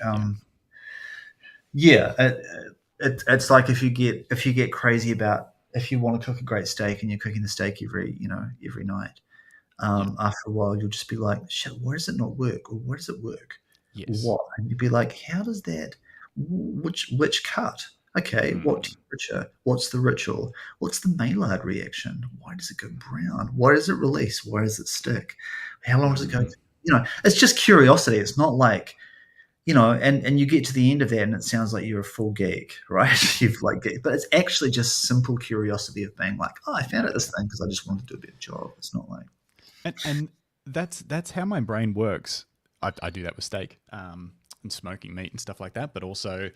And I think I was actually going to ask you about this because, you were obviously in bands. I used to play in bands. I think we had a different experience of it. And I'll explain what I mean by that. I was obsessed with gear when I was in a band. I set up a recording studio at home. We were young, we were sort of in the band from, say, like 16 to 23, something like that. And then it kind of fell apart when everyone lived their lives. And my favorite part was like figuring out what gear we were going to use to sound better. I loved it. I'd be like researching different pedals for the bass player, even though I was the guitarist. I'm like, oh man, you got to buy this. This is going to sound awesome. And that kind of thing. And I loved that side of it. And I love participating in writing music, but writing music by myself was not something that I was that sort of big on. And whereas participating with a band was great, and certainly researching or studying music from sort of a history point of view, I love listening to it, but it wasn't. How, I don't know. I'm trying to explain it, and I think there's a parallel there with photography. I love gear. I love photography techniques. But I start to lose it when it comes to art. You know, Yeah, I don't get it. in the same way, I think as you described, like that music, that being in a band experience or whatever, like I think when we put names on things that feel like it's going to school, we get like, that gets real theory, that gets we like. I mean, we saw this through COVID. Like the world just like is quite afraid of the expert, but it's actually nothing. It's we just put a phrase on something and it becomes scary. Like here's the thing: if you love a certain band or a certain artist or a certain record by that artist, and if you love it enough that you wonder what other records did they make or what other bands were they in, well, then you're a music historian. Okay. Because like if you follow that trail for more than one record, you've gone back in time. Yep. And you're seeing all history is like, 1 + 1 = 9. I see how this thing that happened here and this thing that happened here got us to this thing that happened here. And it's the same thing of like, if you,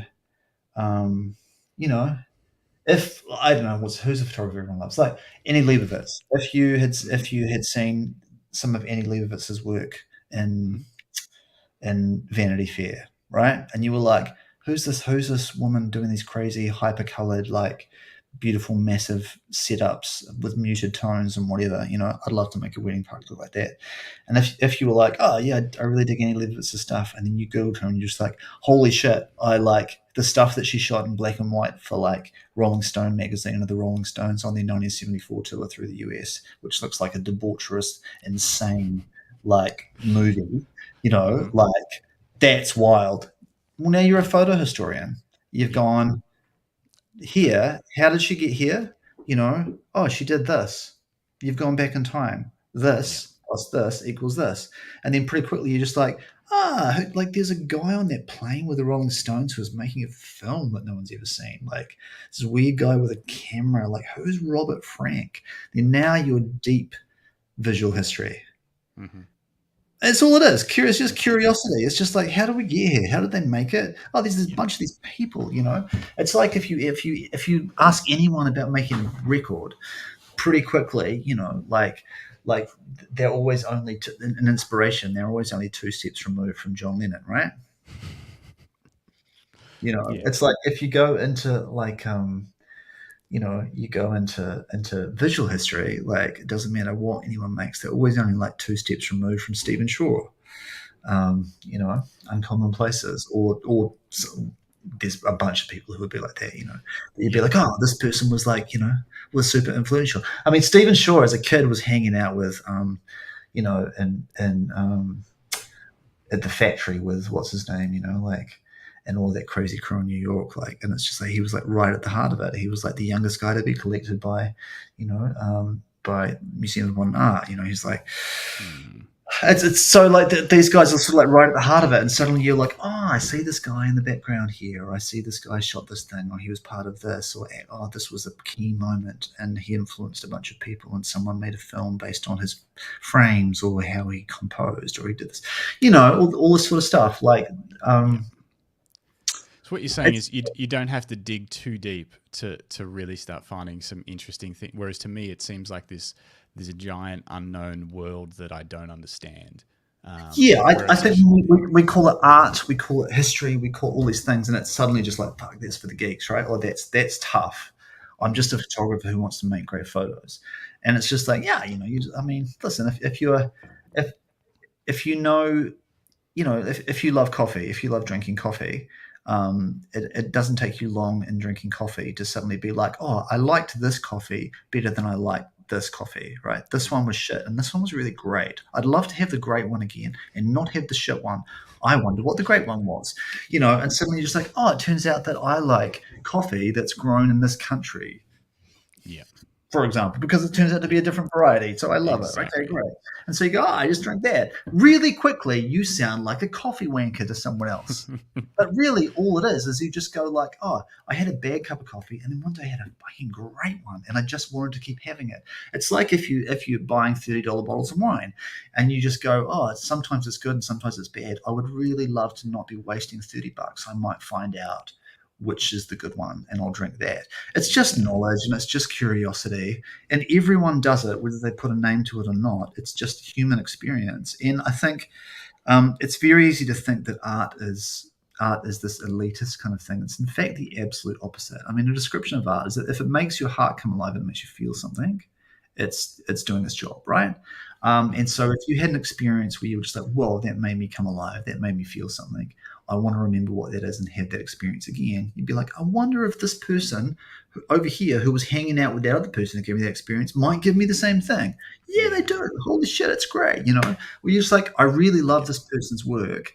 But they only made so much work and I've run out of looking at it. I'd like to look at work that's like that, but I'm kind of all done with them. What else is there? Holy shit, yeah. It's like when you go see a great film that you're just like, that changed my life, OMG. Like, you know, all those people who made that film, they made a bunch of other ones too, you know. You might like some of those. Or it's like getting a book recommended to you. No, it's exactly the same. But we just total sense. We think of art history or art knowledge or music knowledge as being this kind of elitist geekosphere. But it's not. It's just people who love it. Like people who love coffee and wine and burgers. I've got friends who love burgers so much. Interesting chat, Nick. Correct. Thanks, Mick. People who love burgers so much that they literally, it's like Justin is a coffee wanker. Thank you, Grant. I appreciate your comments coming in here are pretty wonderful. I've got friends who love burgers so much that they go to like just very refined art history levels of knowledge about like burgers. About the Midwest of America and the burger train of things, which is fun. I love it. Those podcasts are out there, but also because it's a burger, no one's going like, "Oh, that's elitist," you know. But I mean, it's just curiosity and knowledge, and if it changes how you make your burger at home, if it changes your knowledge about how a thing happens, if it changes how you shoot a wedding, if it changes how you see light, if it changes your creative diet, or it's completely worthwhile. I mean, back to that thing. I know it's so trite and cliche, but like, you know, if you don't like your output, change your input. Change your inputs. Yeah, it makes total sense, and it's certainly, you know, rather than scrolling around on TikTok or Instagram or something like that and getting fed whatever it decides to feed you, you know, I love the idea of grab a book or grab something and dedicate some time to just having a specific input. It's like force feeding yourself vegetables, you know. Don't just grab Tim Tams. Like, just like, yeah, I love it. Yeah, a chef I know, she always says, repetition is power in knowledge. And so that's the thing. Once you find the thing that you want to make and that you want to do, then you repeat it. You can consistently keep feeding that to yourself. And keep practicing that thing until it is in you and it's such a natural thing for you to reproduce that it becomes effortless, you know. Like, you know, I was obsessed with Caravaggio a bunch of years ago and that kind of, and in camera obscura stuff, you know, and the Dutch masters and how they use light and how they kind of cheated by, you know, using a camera obscura to do it and all that sort of stuff. And it's a super directional kind of light based on the part of the world that they're in and based on how the buildings were designed and how the light enters the building and all these sorts of things. All these wonderful things. And I was just like, fuck, I'd really love to reproduce that. You know, this looks like the kind of light that I get on a wedding day sometimes. And so I started sort of obsessively kind of chasing down that kind of light and shooting it in personal work and shooting it at weddings and shooting it on film and figuring out how to meter for it by eye and, you know, all these kinds of things. And then it gets in you so much that you just start to see the world, see light in that way. And at the start of that exercise, I would see that kind of Renaissance kind of light. I would see it, you know, once a day in a certain spot where it fell in a certain way. And by the end of that process, I could find that light anywhere. Yes. Anywhere, in any room, in any place, you know, you start to see the light in 3D and I'm like, that light's here somewhere. It's somewhere here. Yeah. I can find a way to put a human in that kind of light. And I can lie about this room by putting them in this thing and constraining it and being like, holy shit, there it is. And because you just you understand it and you see it and you kind of find it anywhere, you know. It's kind of like, it's like having going camping with a chef and they suddenly create something amazing out of with a pan on a fire and 2 eggs, and you're like, what the hell? And you're like, yeah, this is what I do this all day. This is what I do. Yeah. It's built into them now. Yeah, like it's the same style. It's fine, It's not like it doesn't matter where you are. You start to see it, but it is that repetition is knowledge and power. Like you keep repeating the skill set and repeating the thing. I mean, I think the biggest thing though is like people are always talking about people starting out and the trajectory and people wanting to get better at what they're doing. Of all these things, this is what creative diet's like. This is what understanding how your business works is like. You're doing it because you want to get better. You don't want to stay stagnant, right? And probably I think the number one, the biggest enemy of getting better is stopping. Yes. Like if you stop what you're doing, then you're not going to get better. It's pretty obvious. Yeah. But like lots of people they hit a wall and they're just like, fuck, I'm stopping. So it seems like if you do want to get better at this game, the business side of it, the art side of it, like, the people side of it, all the things we've talked about, like the number one thing is to figure out how to keep going. And that's the thing that people don't talk. They're like, they look at this macro detail about how does the art work, or how can I get better at this part of the business or editing? And it's just like, no. Like, just the first thing is figure out how can you still be doing this in 10 years? Because you'll figure the other stuff out. You'll be better. But people don't go, how do I keep going? I need to keep going. And I think it's always it's always different. Like whatever keeps you going is always a different thing, and whatever season you're at, or whatever year you're at. But I think like you need to feel significant. You need to feel like what you're doing is significant. You'll keep going if you're like, I'm doing a significant thing with my life. I think you need to feel satisfied. It's like the 3 S's of this, of keeping going. You need to feel satisfied. So you're just like, this is like, I've scratched the itch today. I went and shot a wedding today, or I went and shot whatever I'm doing, or I did whatever I do, and it is satisfying. I'm like, and it needs to be sustainable. And I think sustainability is different depending on what season of life you're in. Some years it needs to be economically sustainable, and that's all that matters. You just have to have the cash come in. Other years it needs to be artistically sustainable, where you just feel like, I'm losing money, but I'm making something great, and this is amazing. This is, Other times it needs to be sustainable, that that you're giving yourself these wonderful experiences, which might be you're traveling. Other times it needs to be sustainable that you're home close to your kids and you're picking them up from school every day, and you're not away on a plane, on the Amalfi Coast or whatever it is, which is far more glamorous than it sounds. It's like, so that's the thing. Like you have to keep going if you want to get better. And so whatever you're doing, your art practice needs to feel significant. It needs to make you feel satisfied, and it has to be whatever sustainability is for that season of life you're in. It has to be sustainable. And then if you can get those things going on, then eventually your creative diet will improve, your business practice will change and improve or whatever, and you'll keep going and you'll get better. I think play the long-term game rather than asking yourself, how do I improve my editing? Ask yourself, how am I still doing this in 2034? I love it. I heard this exact sentiment the other day from I don't know what you'd call him. He's more like a business podcaster guy.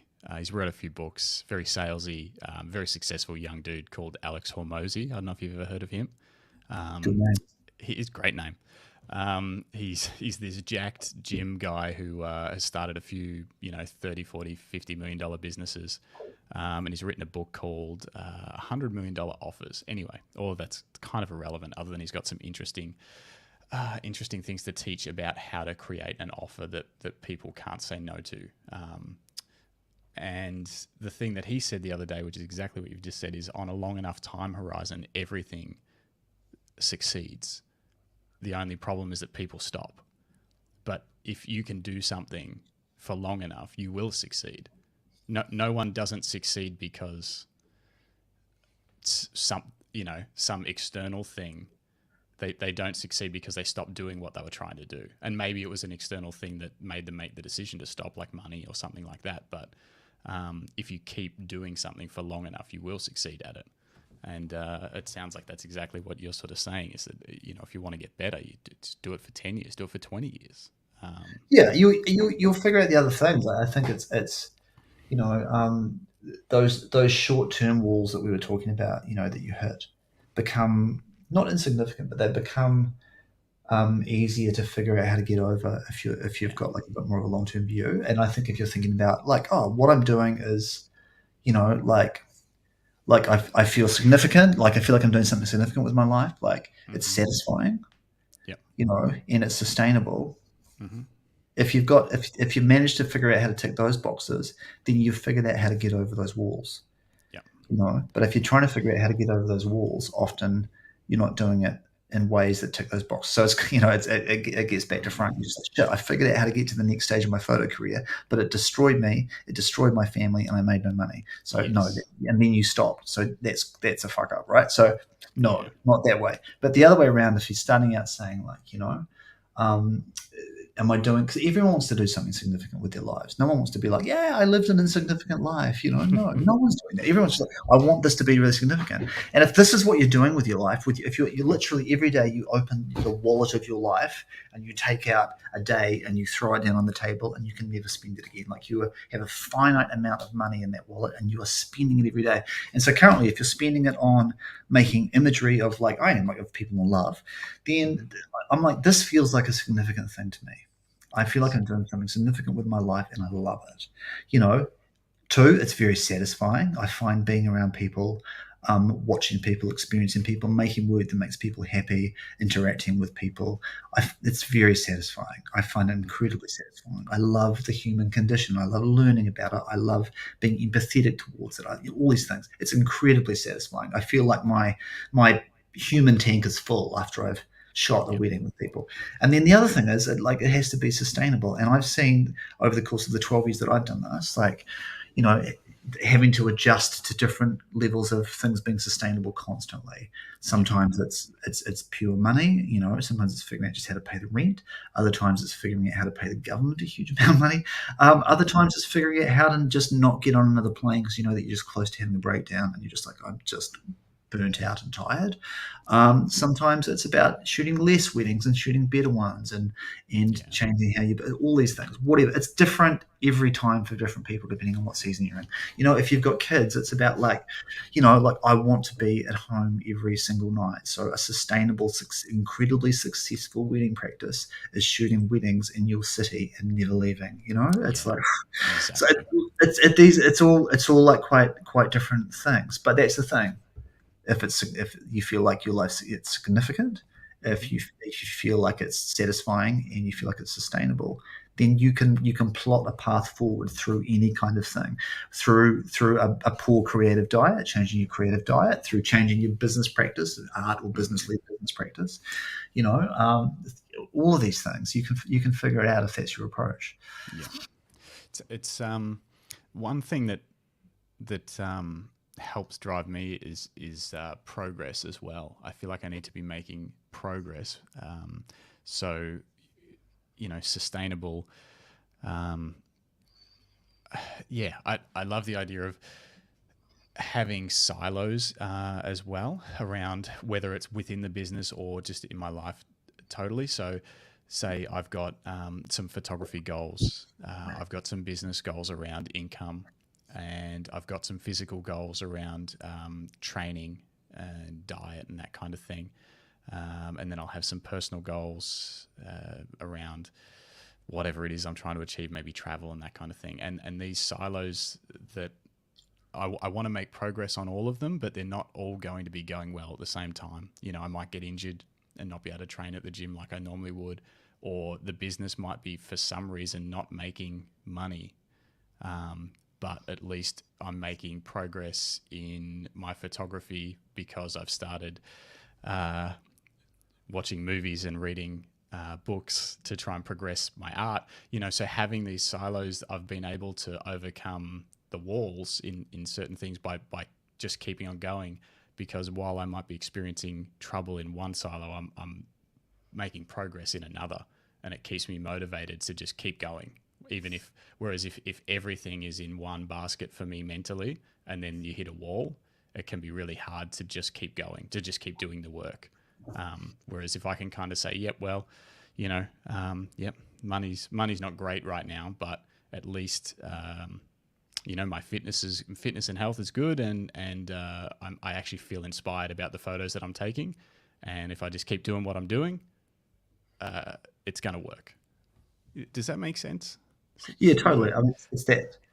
Yeah, 100%. I mean, it's measurability is you only ever get better at things. Not that, I mean, get better. That's a terrible success focus kind of thing. But you only improve at things that you're measuring, Yes. and you only measure things that you care about. Yes. Well, So sometimes we probably measure things that we shouldn't care about, but yeah. yeah, Yeah, I know what I you mean mean, though. Yeah. and so it's like, I mean, probably one of the, as far as, like, say, on the creative diet, creative inspiration side of the thing, probably one of the greatest measures that you have available to you is your phone giving you a screen time report every week. Um, Mm, you want to get those numbers as low as possible. Like we were actually, this is a segue into what we were talking about earlier. Like, I think when we first jumped on, you were just like, oh, you've kind of been invisible for a couple of years. I'm just like, yeah. oh yeah, have been working a lot, have been Yeah. very busy, and also have been in a couple of worlds where people are kind of off the platforms and kind of don't really I mean, that's another thing, like another interesting measurability thing of like, oh, is it a measure that am I happy with that measure? I used to be, when we were just before COVID, Soph and I were traveling brutally, Yep. and we were both quite burnt out and quite tired. We decided that one of the best measures of quality of life for us would be if we weren't, you know, like like a gold elite members of Air New Zealand. So you're actively trying to reduce your status with an airline Because it's because like, that means your life is more where you want it to be. it means you're not spending so much of your life in the airport. That's amazing. I The think you're the airport, only person who's ever tried to and reduce it's like, reduce their status. yeah, because it's just like, you just go, wait a second, what does this represent? It's literally like the screen time measure on your phone being Yeah. like, congratulations, your screen time's 200% on what it was last Yeah. week. You You're a spent more gold. time on the doom scroll. Yeah, Thank you're a you. gold iPhone user now. You actually get Yeah. benefits, Zuckerberg Mark would like to thank you for your dedication to his business model. It's like, fuck, like, it is just Yeah. like, now for some people, if you want to travel, Mm. you want to be travel, then that is a fantastic measure. That, like, holy fuck, like, in fact, if you want to travel, it's probably not a great measure, because what it means is that you've just paid one airline too much, and Yeah. and the only way they've paid you back is in cheese and scrambled eggs in the lounge. It's a terrible deal, but But it's free like, scrambled eggs. it's free. It's free. It's You just pay free. $2,000 a year Yeah. extra. A lot of scrambled eggs. No, but it's that thing. I think, like, you get at a stage where you go like, fuck, I'm burnt out, and like, a successful week is not going to the airport for a wedding. It's shooting, like, it's sleeping in your own bed. You're like, Yeah. okay, maybe that's a sign that sustainable for us now is not traveling so much for a Yeah. while. You know, although, having said that, that, like, the desire to travel as a photographer is not to travel, because no one likes traveling. I'm going to be honest. Like, moving your Mm. body around the world is not fun, but No. arriving is great fun. Yeah. And seeing new light and new things and having new things to be curious about is the desire. That's why photographers are like, they get itchy feet, because they're just like, they actually get itchy eyes. They're just like, fuck, I just want to shoot some different light. Yeah. That's so I think that's always to be encouraged, but you don't necessarily have to go to the airport every time to see that. But like we were saying, kind of been a little bit invisible, and it's like, oh, actually, on some platforms have just been invisible, mainly because the desire, the less you devote yourself to the Zuckerberg world, the less you're like, oh, actually, it's quite nice to not. So, w- But would we were talking about the kind of clients the kind of couples that we shoot. We've got, maybe, I think, it's maybe 60 or 70% of them don't, they're not on the platforms, so they're not on yeah. Instagram, Yeah. and they don't want any of their wedding stuff on Instagram, obviously. And Yeah. when you think about it, you're just like, well, I think this is what I said to you before. Like, why would someone want, knowing what we know now about how these big, massive data harvesting machines work, and how the business model works, and how they're built to be dopamine addictive platforms with all sorts of bizarre behaviors. And if you go to see a therapist about anxiety, the first thing they'll do is, like, delete these apps off your phone, right? And Yeah. so then people do. If you're someone in love, and you've discovered all that, why would you want your most beautiful, intimate moments shot by a photographer you paid? Why would you want those to be used as clickbait for, like, for the meta empire? Well, you No. wouldn't. It's madness, in fact. It's madness that someone would.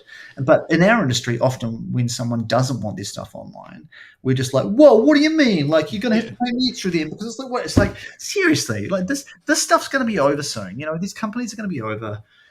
You know, everything's over eventually. But we've moved on. You know, if 5 years ago I said to you, hey, we're going to find out that these massive companies who we think are giving us these wonderful tools are actually quite bad and are harvesting our data and doing all sorts of crazy things, and we're the product and all that sort of stuff, and they've developed really unhealthy habits, you know, in all of mankind through device addiction, you would have gone like, dude, you're a conspiracy theorist. Whereas these days it's just a stand considered a fact that, like, you know, it's happening, but we kind of accept it because, you know,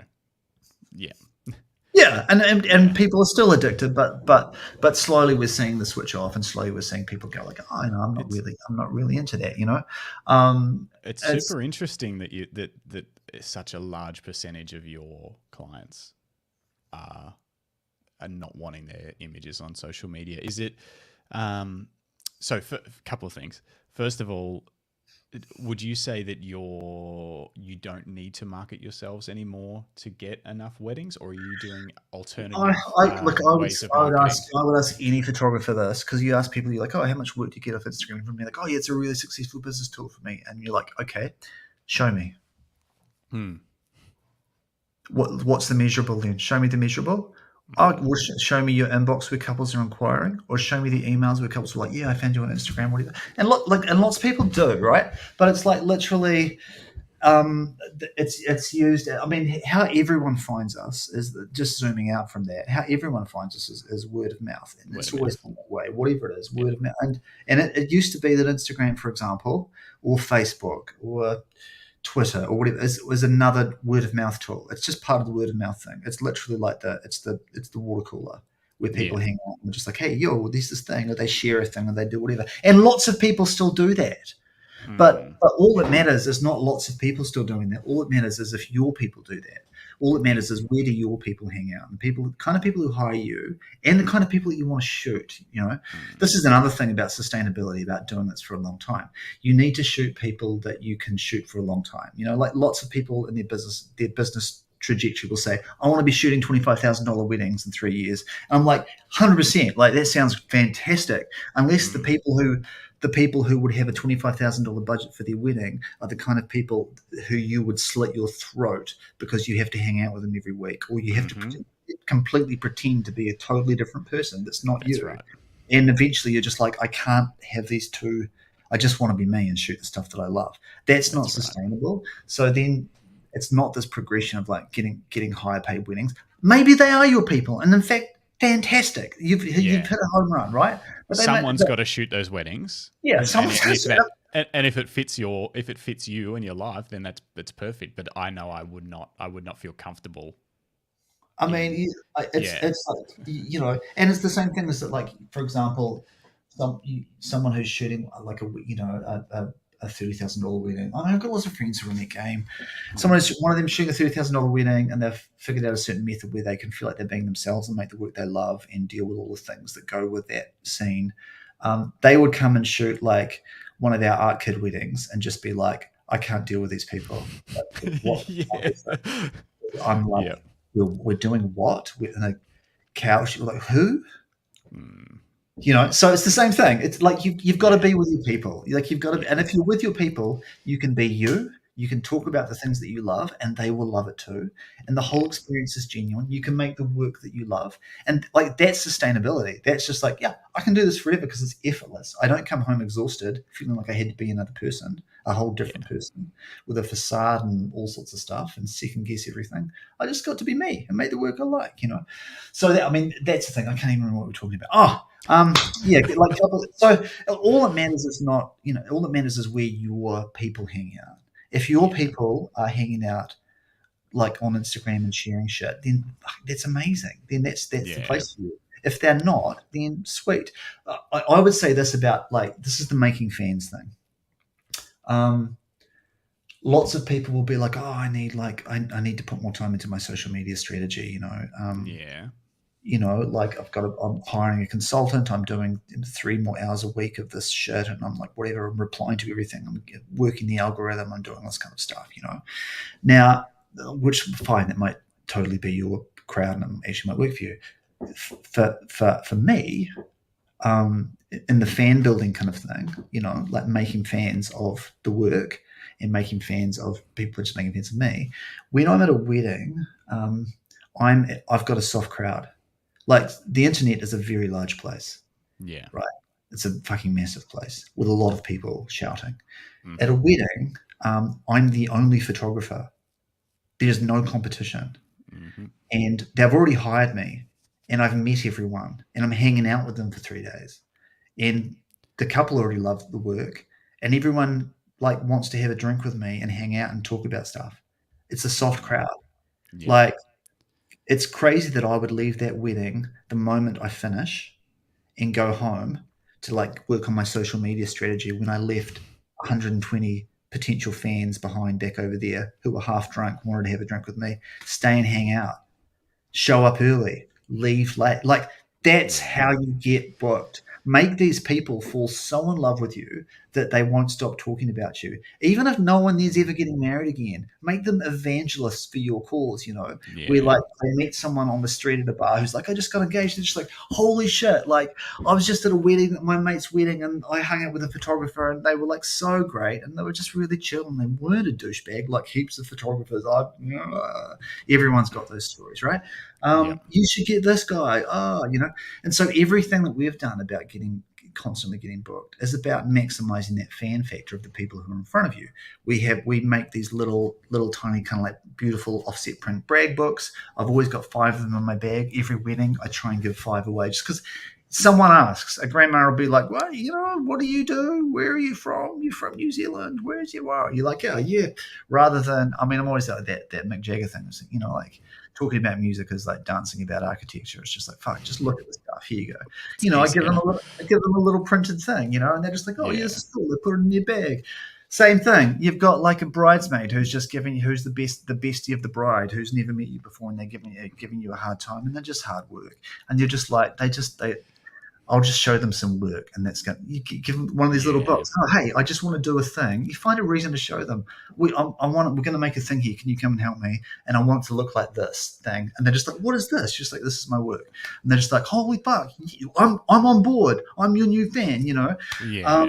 And it's not like you're giving them your Instagram page because that's pretty wanky. Look at my Instagram, But also they scroll, like anything that's on a screen, they scroll past. When you give someone a physical thing, they're just like, you've owned them.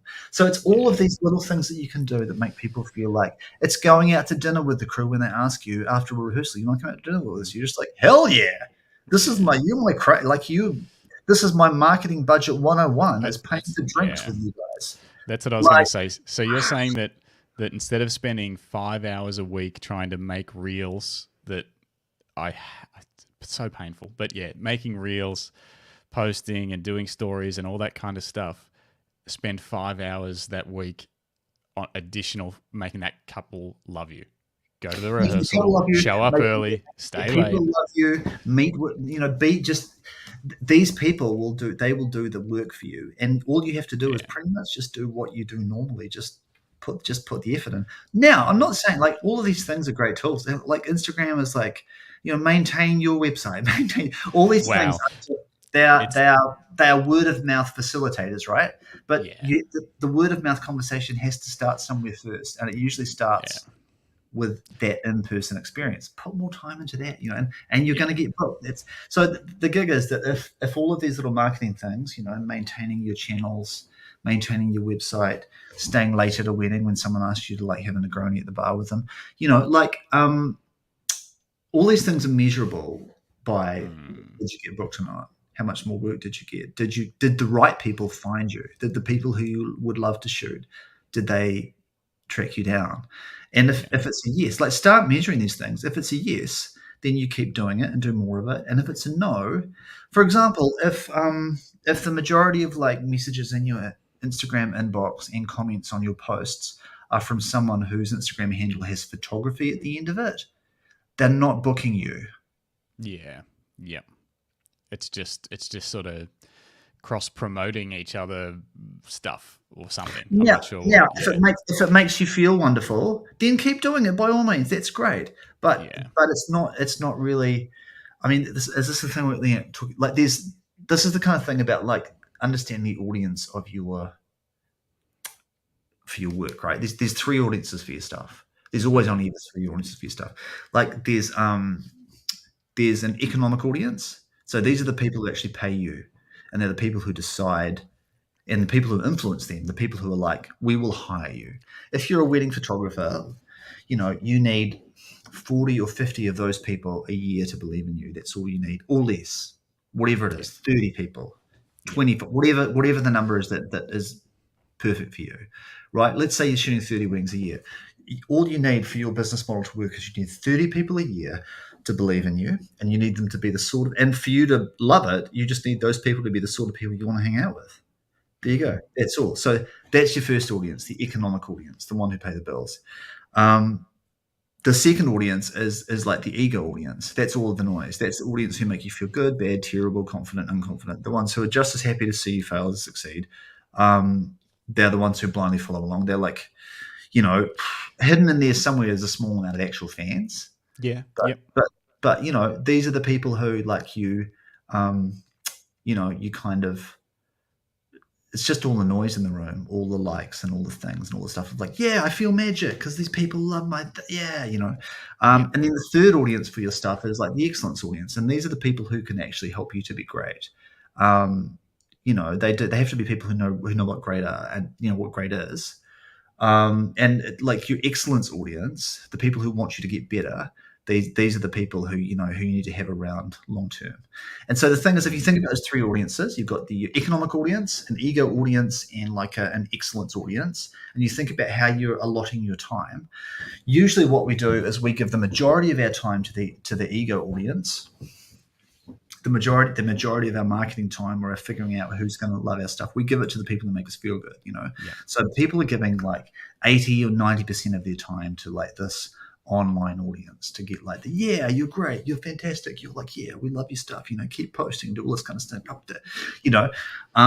They'll give like a tiny amount of their time, you know, maybe sort of, you know, 10% of their time or whatever, you know, to like this economic audience, to the people like, shit, these are the people who I have to get to hire me.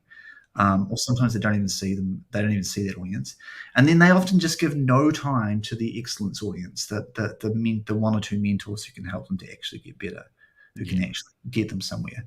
And the reality is, the majority of your time should go towards your economic audience. You know, 60 or 70% of you you find the right people and get booked by them, whatever it takes.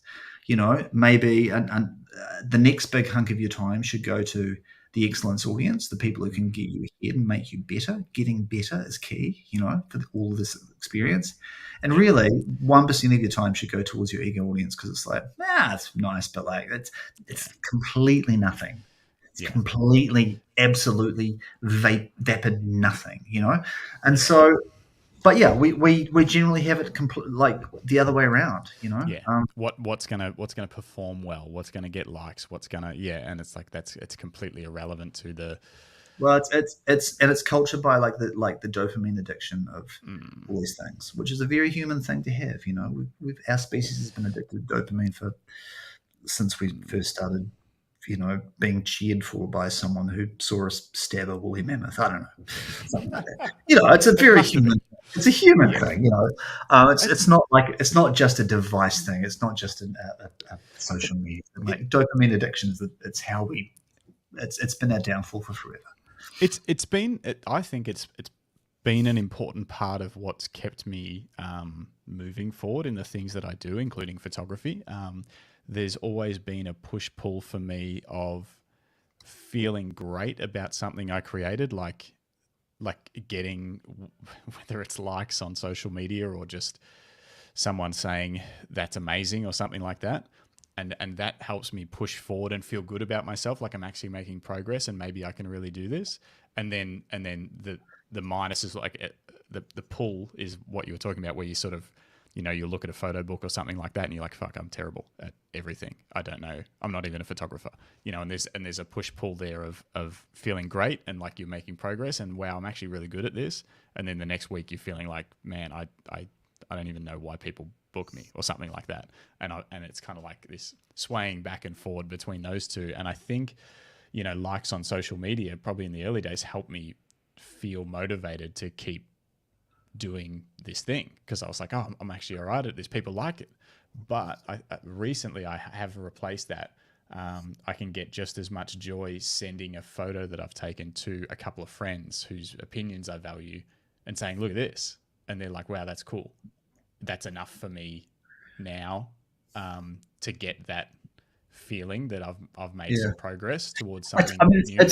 It's literally like, that's how an addiction to these things work. Like dopamine addiction works is like, it's the same way of like, if you were an alcoholic, you'd be like, oh, I need to drink this much to get the buzz. Now I need to drink this much to get the buzz, But then once your body adjusts back to sort of, not needing that, or coffee, it's exactly the same thing. You're just like, oh, I'm going to have like three coffees in the morning and not even whatever. You're just like, that's a terrible sign.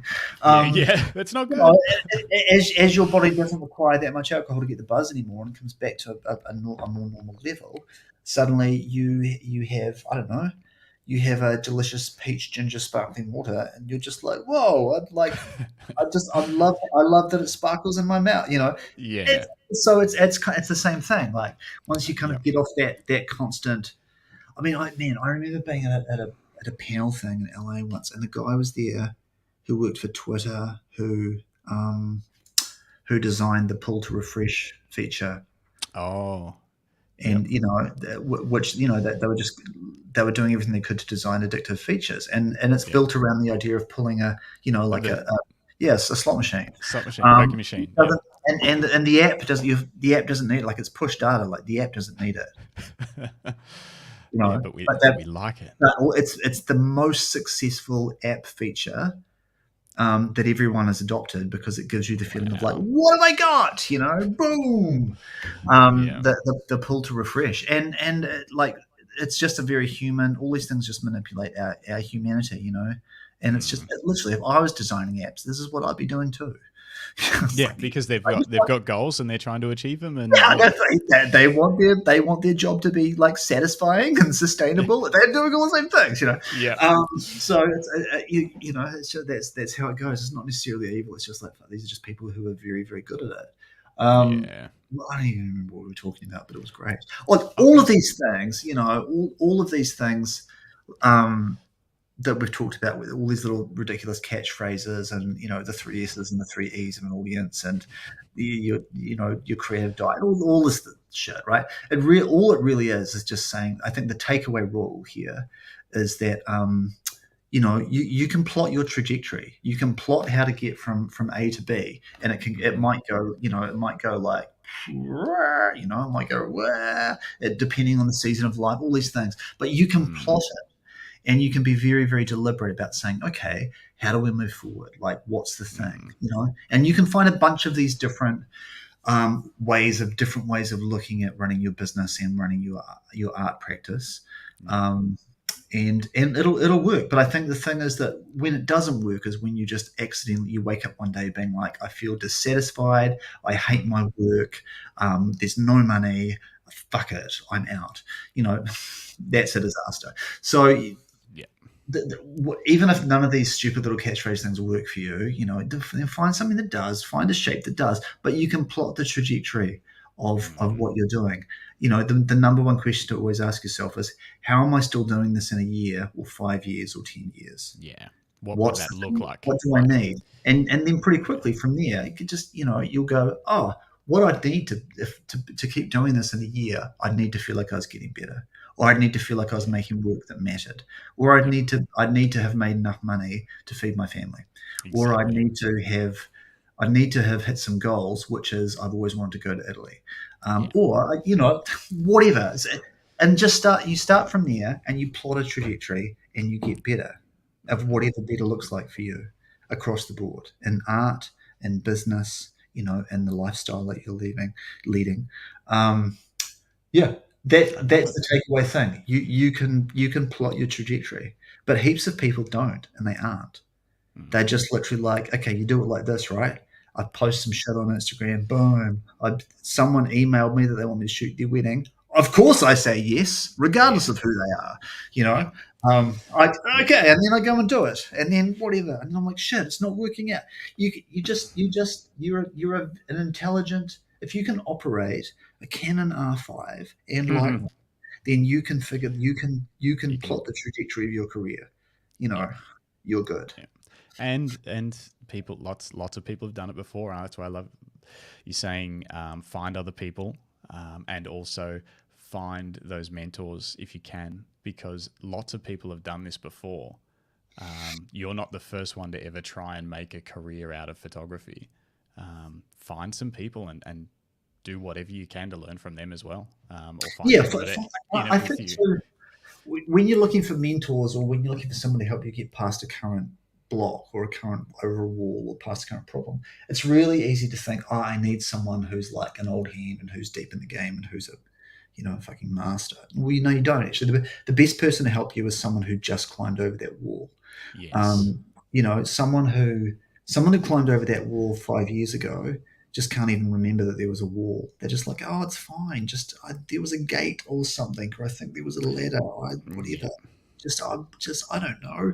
But someone who did it 3 weeks ago was just like, listen, like here's how, like, we're having the same experience. I'm only just ahead of you in this. Here's how it went, and you're like, yes, like, right, someone like literally like the first time you get your first massive proper tax bill. And you're like, holy fuck, like, I forgot about the government. This is incredibly unfair. I'm going to be a communist. Like, I don't understand. I'm a pirate, anything, just not this. And then, like, you need someone to ask, someone who's like a couple of years ahead of you, but 1 year ahead of you in business, where you're just like, did you get, in your third year, did you get a tax bill like this from your accountant? And they'll be like, holy shit, yes. And did you pay it? You're like, yeah, I've just finished paying it off. And I did it. And I figured it out. And this is what happened and blah, blah, blah. And you're like, holy shit, it's going to be okay.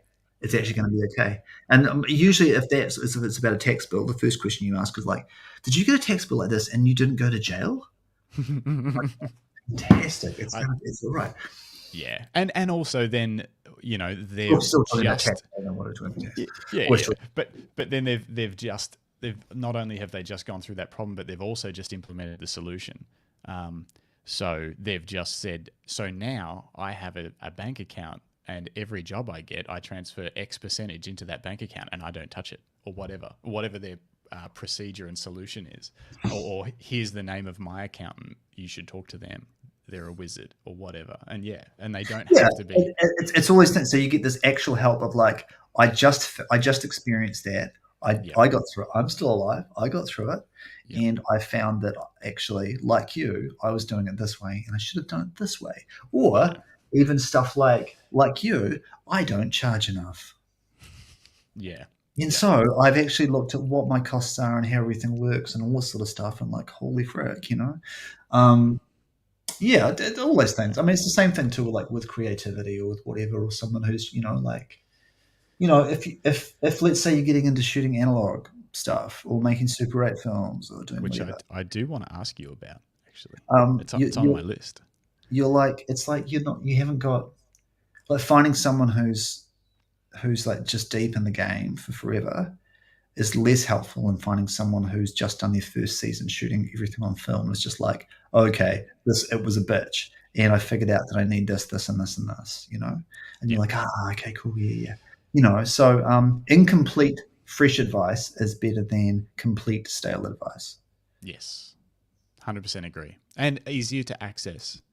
Trying to access the hero that's done it for 20 years or whatever, and has 100 million followers on Instagram or something like that.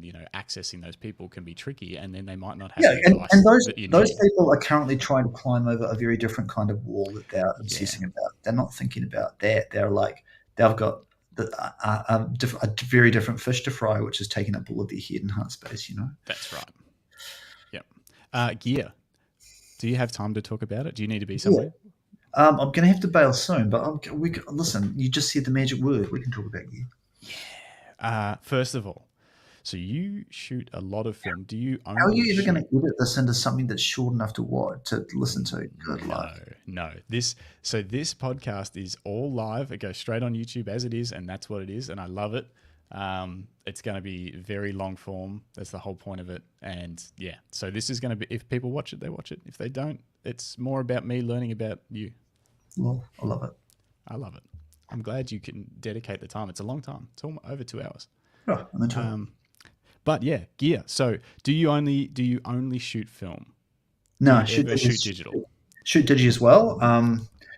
And the film setup is, I mean, that they're two different mediums, two different processes, and two different practices, which I find can be quite complementary and have different strengths and weaknesses.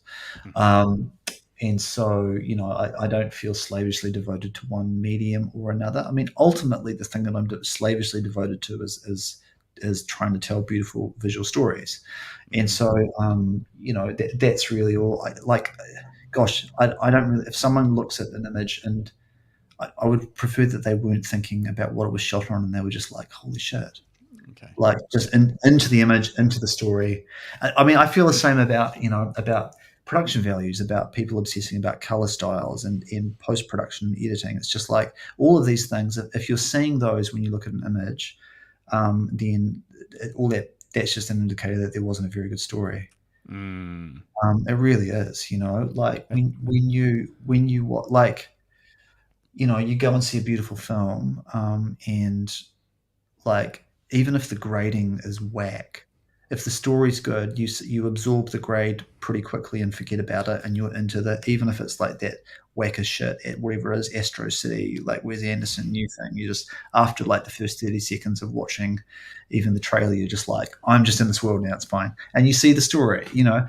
So like the obsession about production values, I feel like people should obsess more about how great storytelling. Which that seems a super cliche and a bit wanky, but it's just, I mean, really, it's what it is, you're trying to tell some beautiful visual stories, either in a series of images or in a single image or whatever it is. I'd like obsess about how to do that really well, obsess about how that happens, and obsess about, like the characters in your story, all this sort of stuff, But I don't even know, how do I start reaching? So then I'll follow up. So film and digital. Film digital, yeah. So digi-wise, we shoot Canon R5s with RF lenses. We've kind of retired all of our EF stuff. Tell me what RF lenses. What are you? Oh, no, it's just the 50s, 51.2s. The cute little 35s, because everyone's still waiting for the good 35. But I found that those little 35s are actually quite nice. I mean, the color temperature is a little bit off, it's a little bit brown, and the autofocus is a bit slow, but they more than make up for it. And I mean, it's beautiful. It resolves at 8K, which most of the EF lenses don't. I've got the secret Canon chart somewhere which tells you which ones do and don't. Ooh, I like it. Sworn to never reveal, but I can reveal the ones that do. And the 85 1.4 does, and the 35-2, the EF35L2 does. Does it? Pretty much nothing else does.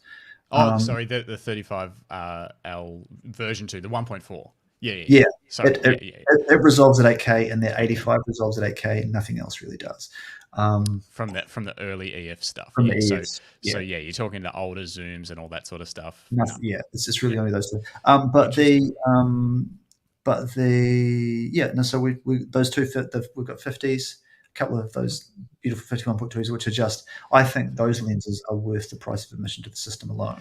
They are the closest to, like, when you're shooting alongside like cinema guys with proper lenses. Like, our lenses are just for propping doors. They're not real lenses, But that 50 is the lens which is just like, whoa, it's 5 steps closer from, doesn't seem like a stills lens. It's proper. But the little 35 is great because it's like, it's a small form factor. It's a small Yeah. packet. If you don't want to feel like this is the thing. I'm not the sort of person who shows up wearing a moneymaker with a Yeah. camera hanging off each thing, saying like, "Yo, don't worry, the photographer's here to save the day." I'm more just like, "Hey, I'm your best mate who, oh, you forgot that I had a camera." And Yeah. so that little 35 is pretty wonderful because it's just it's a small thing. I've actually considered getting a few of the small 50 versions of it as well, but that it's just a little bit too slow. That one, The 51.8. yeah, I've got that. it's like, and it's also very hard to go backwards from that other 50 to like. That's what I thought though, and that's why I keep eyeing up. Sony have released kind of like an in between, like a 1.4 that's only weighs like 300 grams, but it's got the sort of the optical quality of their 1.2, and I kind of hope Canon does something like that. That's close to the 1.2, but maybe half the weight or something would be nice. Yeah, I doubt it because but the inside word from the sort of Canon comments I have is like their lens, the RF lens team, their brief on the L series lenses is to make the greatest glass ever made. So Yeah. they're chasing this obsessive goal. That's Yep. why when they came out and they were massive, everyone was like, "What? I thought mirrorless was going to be lighter." It's like, nope. I mean, an R5 body is literally the same size. If you hold it alongside as like a Mark IV, like you're like, these the Mark IV is slightly larger because A little bit beefier. there's some Yeah. square edges here and there, but it's like it's not like this camera's smaller. It's like, no, it's just a camera. They're the same size, Although this, which is so that it's not a big difference, but the pro size R3 versus the older ones, it is physically it's just been on a diet, like it is slimmer and nicer to use. It's a lot, like it's less chunky in the bag and a lot less chunky beside, but yeah, physically, if you look at the dimensions, it's not that different. But as soon as you pick it up, you're like, oh, it's lighter and thinner and that kind of stuff. Definitely a nicer. It's an easier on the hand, nicer, For sure. nicer thing to hold. But it's not like this. It's not this. It's not a leap forward. Or it's not as tiny as, like you say, people sort of think, oh, mirrorless. Oh, cool. That'll be that'll weigh Well, nothing. I think too, people were thinking about the Fujis and stuff and thinking like, oh, yeah, shit, when Canon comes out with it, it's going to be like, this is going to be amazing. It's like, no. Have you ever shot with Fuji at all, or no? It doesn't appeal from the sort of the shooting film side of things to play around with that camera system or the medium format like the GFX. I mean, I'm already playing around with different like lens and camera systems in the analog world, so it's just kind of like, it's cool. I mean, listen, Canon skin tones had a lifetime on Canon skin tones, and you're just like, sorry, like it works, and people go, oh yeah, but like I love the Sony skin tones. It's like, yeah, of course you do, because that's what you see on your screen all the time if you shoot Sony. Well, I love it. Cool, as I've always seen there's like lots and lots of things about gear. We upgrade on based on the release schedule of a big company who decided that they needed to make some more money this cycle. So they're like, cool, we want your money this year. That they decide, and they're not necessarily solving problems that exist.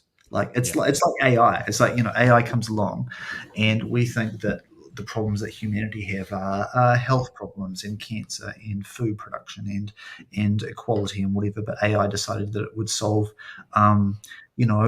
fast illustrations for like Instagram content instead. Great, you've solved a fucking problem that no one had. And lots and lots of camera gear stuff solves problems that don't exist. It's like, hey, we've given you more features. We've given you 12Ks. Like, no one even wanted 8. Like, no one wants my hard drive can't handle this. There's no more Ks required. I see wedding film advertising themselves as saying like, hey, we're the only wedding filmmaker in our market shooting in 8K. I'm like, listen, I was just on like a feature film shoot with like, one of the greatest, first ACs I've ever met, and like that's with insane, with like $3 million worth of lenses, and they're shooting in 1080. Like, it's not like resolution's not a thing. Yeah, it's like tone and color are a thing. Like cheap resolution is certainly not a thing. It's just like which was just solving problems that no one has. and they're solving the problems that are easy for them to solve, which is like, oh, we'll give you more resolution, or we'll give you whatever, we'll slightly change the size, or we'll give you another lens set that no one actually wanted. Like we just want, like if you're in our game, we want a kick-ass 35, 50, and 85. Actually, we just want a kick-ass 35 and 50, please. Like that's all anyone in the world who's ever done great photojournalism wants, you know? It's like, but no, like they're obsessed with all of these massive zooms and shit like that. So we should like R5s, those 50s, the little 35, and then the new 70-200, which is a fantastic lens. Doesn't really have any of the haze for zoom. It shoots like a prime. Right there, and it's really small in your bag. It's small and light in your bag. That is a unique and an amazing lens for that system for me. It brought me back to actually using a 70-200. And I prefer. I don't like 85 as a focal length. I like 70. I love 70, but it's no one makes a 70, and also then you're usually using a zoom, so 70-200, and then the zoom looks hazy as fuck. So it's not really. It's very rare to kind of like use it, but. Like shooting car stuff, 70 is the focal length. Because compression.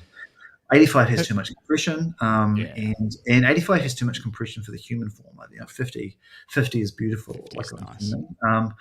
But 70 has just, it still has 50 like qualities, but it has less. I mean, the lens has less coating, so on a harsh light day, you're getting less contrast, which is quite nice. And just to get all super geeky, and then it doesn't quite have as much compression as 85, and so you get a more human scale to everyone's probably seen that thing of showing you from 16 through to like 200.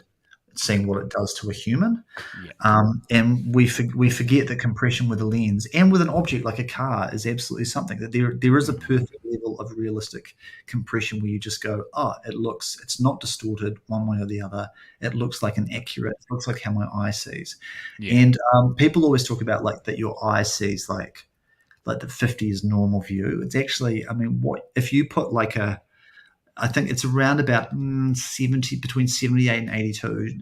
If you put that focal length on your camera, put it up to your eye, and then look at the world and go backwards and forwards between the two, you'll see no difference. You'll go, that's what my eye's seeing, right?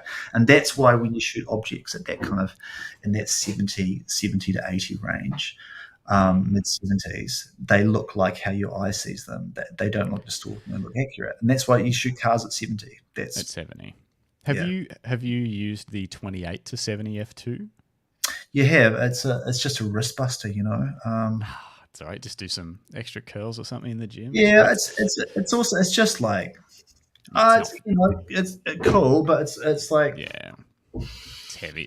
It's the lens that I've got that I can't justify buying the 51.2 and owning that as well, even though I use it all the time, I keep thinking about selling it and buying the 51.2 instead, and I haven't yet. One of the things with having a zoom as your key lens is like when you've got a prime on. I mean, and prime lenses have a certain quality, a certain look and color temperature quality, no doubt. But also, like a prime lens just says, I've made my decision, and I'll get on with making it work. And for lots of people, that's not an issue because they're not, they're probably more focused than me. But for me, it's incredibly helpful to just say, all right, I live in a 50 world now. I know how the 50 world works. I know what the human form works like in this world. I know what the color and tone of this lens is. I know what light it loves. All these things are decided for me, and now I'll live in this world and I'll make stories in this world. Here we go. Yeah. Whereas if you've got a zoom on, I'm just like, fuck, am I better like this? And I promise you, and this is I think trap for young players if you're new to the game. Like there is something very satisfying in camera when you're shooting about shooting on a wide lens, because you kind of see you don't feel like you're shooting a constrained world. So when you look at that, you look at the scene that you're shooting with your eyes, and then you look at it through the camera, it's like, fuck, I'm missing stuff. And so if you're new to the game, you're just like, fuck, give me wide, I want to see it all and I'll get it all. Wow. And it feels good in the moment, and you'll come back and look at your files and just go, this is shit. This is like, there's nothing, because there's not many wide lenses for stills cameras that are amazing. I mean, I think probably the Mamiya 650, which is like, what does that translate to? I was going to say, oh, is it that wide? Is it? Okay, I was going to say 30, but yeah, it has no distortion. It's a beautiful. It's almost cinema lens like. Cinema lenses are amazing. You know, they have no distortion and they do beautiful things, and they see light where there isn't light, and they see color and tone and contrast almost like your eye does. You know, but stills lenses that get wide, it's just not a big enough. There's not enough. There's not enough there on the end of the camera to help you, and so they're just not great. So I think when you're starting out. And I've found this like a pretty common thing that lots of people in our cohort of wedding photographers who are in the game for 12, 15 years or whatever, and who are great, who are really great, and they'll have someone come shoot for them who's kind of new to the game, and they shoot everything wide. And they're just like, there's nothing here. And they'll just be like, oh yeah, but I went to the World Press Photo, or I saw, I saw Aaron Huey, Argonaut guy, like shooting all those Nat Geo things. Why? It's like these people are like once in a lifetime photographers who spend a year of their life without a camera, being allowed into a community, and then it's like you see stories that Aaron Huey shoots on like alcoholism and suicide in Navajo communities, and it takes 6 years, and he spent 3 years just showing up without a camera, meeting people, and then was just like there when things went down, and it's all shot on 24. But that shit's rare. Like I would never go wider than 35 ever. I was going to ask you. So do you carry a wider lens than 35 to? No, 30, I'll generally take, so wedding bag on the day will be two R5s, 35 and 50.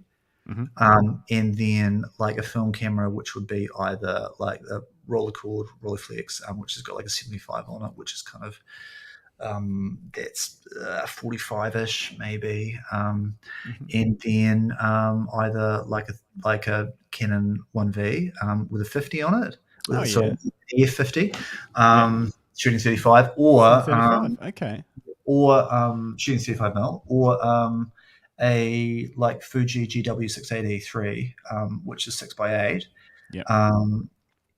Shooting, and that's got a 90mm lens on it, which is probably on that format is the equivalent of about 40. Okay, yep. Doing the physics maths in my head. And for anyone listening to this who's just like, what the fuck are you doing? It's like, if like the plane of how the focal length of the lens, like the coverage of it on the film plane or on the sensor changes depending on the size of the sensor and the circle of coverage of the lens. So, 6x6 square is different to 6x8, is different to like 645 is different to 35, or like it's all just, but often in our language we refer everything to like the comparative sizes. Oh, this is how it would look like on a DSLR or a mirrorless, which is like a 35mm size. So that's kind of normal in our heads, and we adjust back to be, it looks like this, because that's the most common camera. It's the industry standard, yeah. But at one stage, there was no common camera. It was just there were all sorts of these wonderful different formats, all different medium, roll film formats and stuff, and it was all just figuring it out.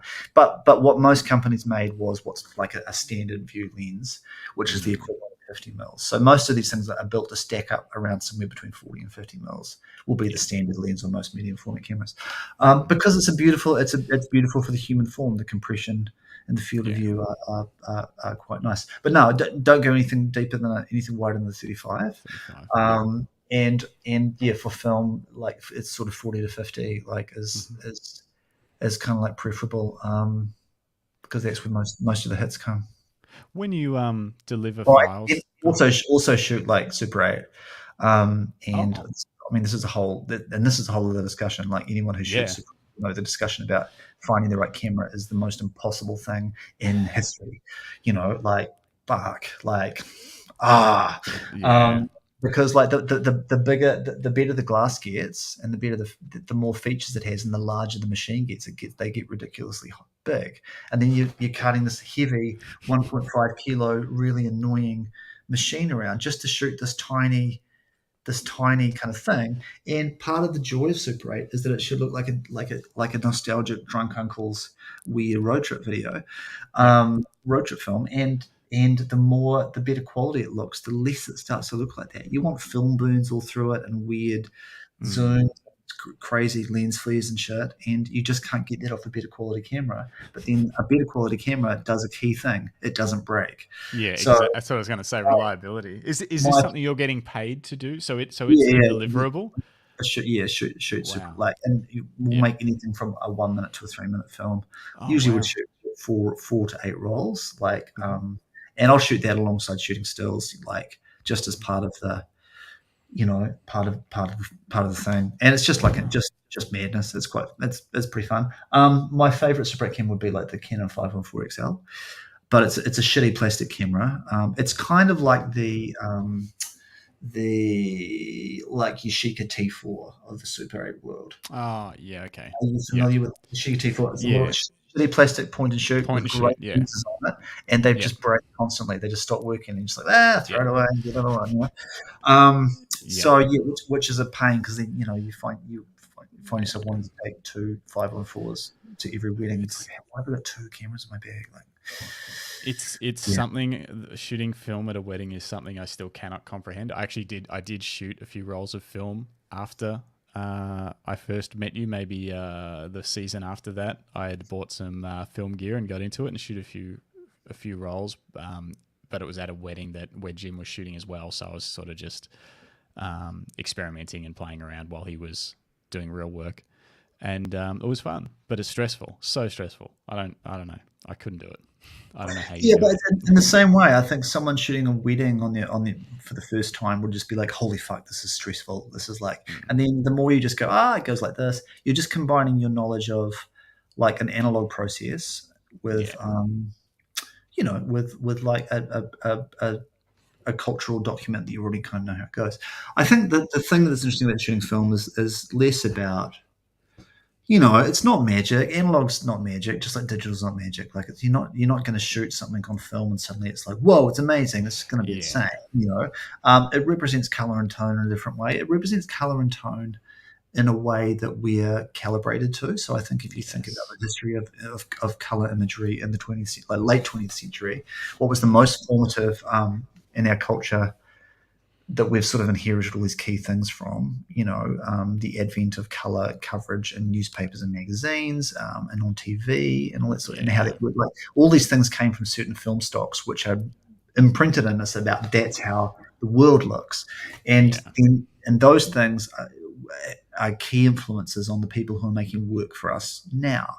So most often in color grades and things, people are trying to emulate, whether they know it or not, they're trying to emulate the color tone and contrast of a bunch of analog processes of a certain bunch of film stocks. I mean, lots of the super vibrant stuff that people are trying to make at the moment is people trying to like replicate Kodachrome. I mean, exactly. But for so long, it's portrait was the thing.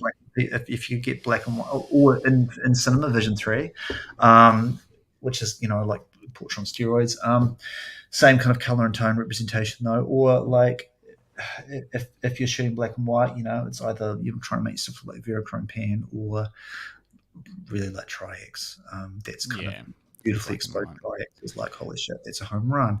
And so, and it's still the standard. So, like, as a species, we're calibrated. The color and tone, visually represented to us, looks like a lot like an analog process produces it. Like, even jump on Kodak's site, you'll see that, like so many of the Academy Award nominated films are still shot on Vision 3.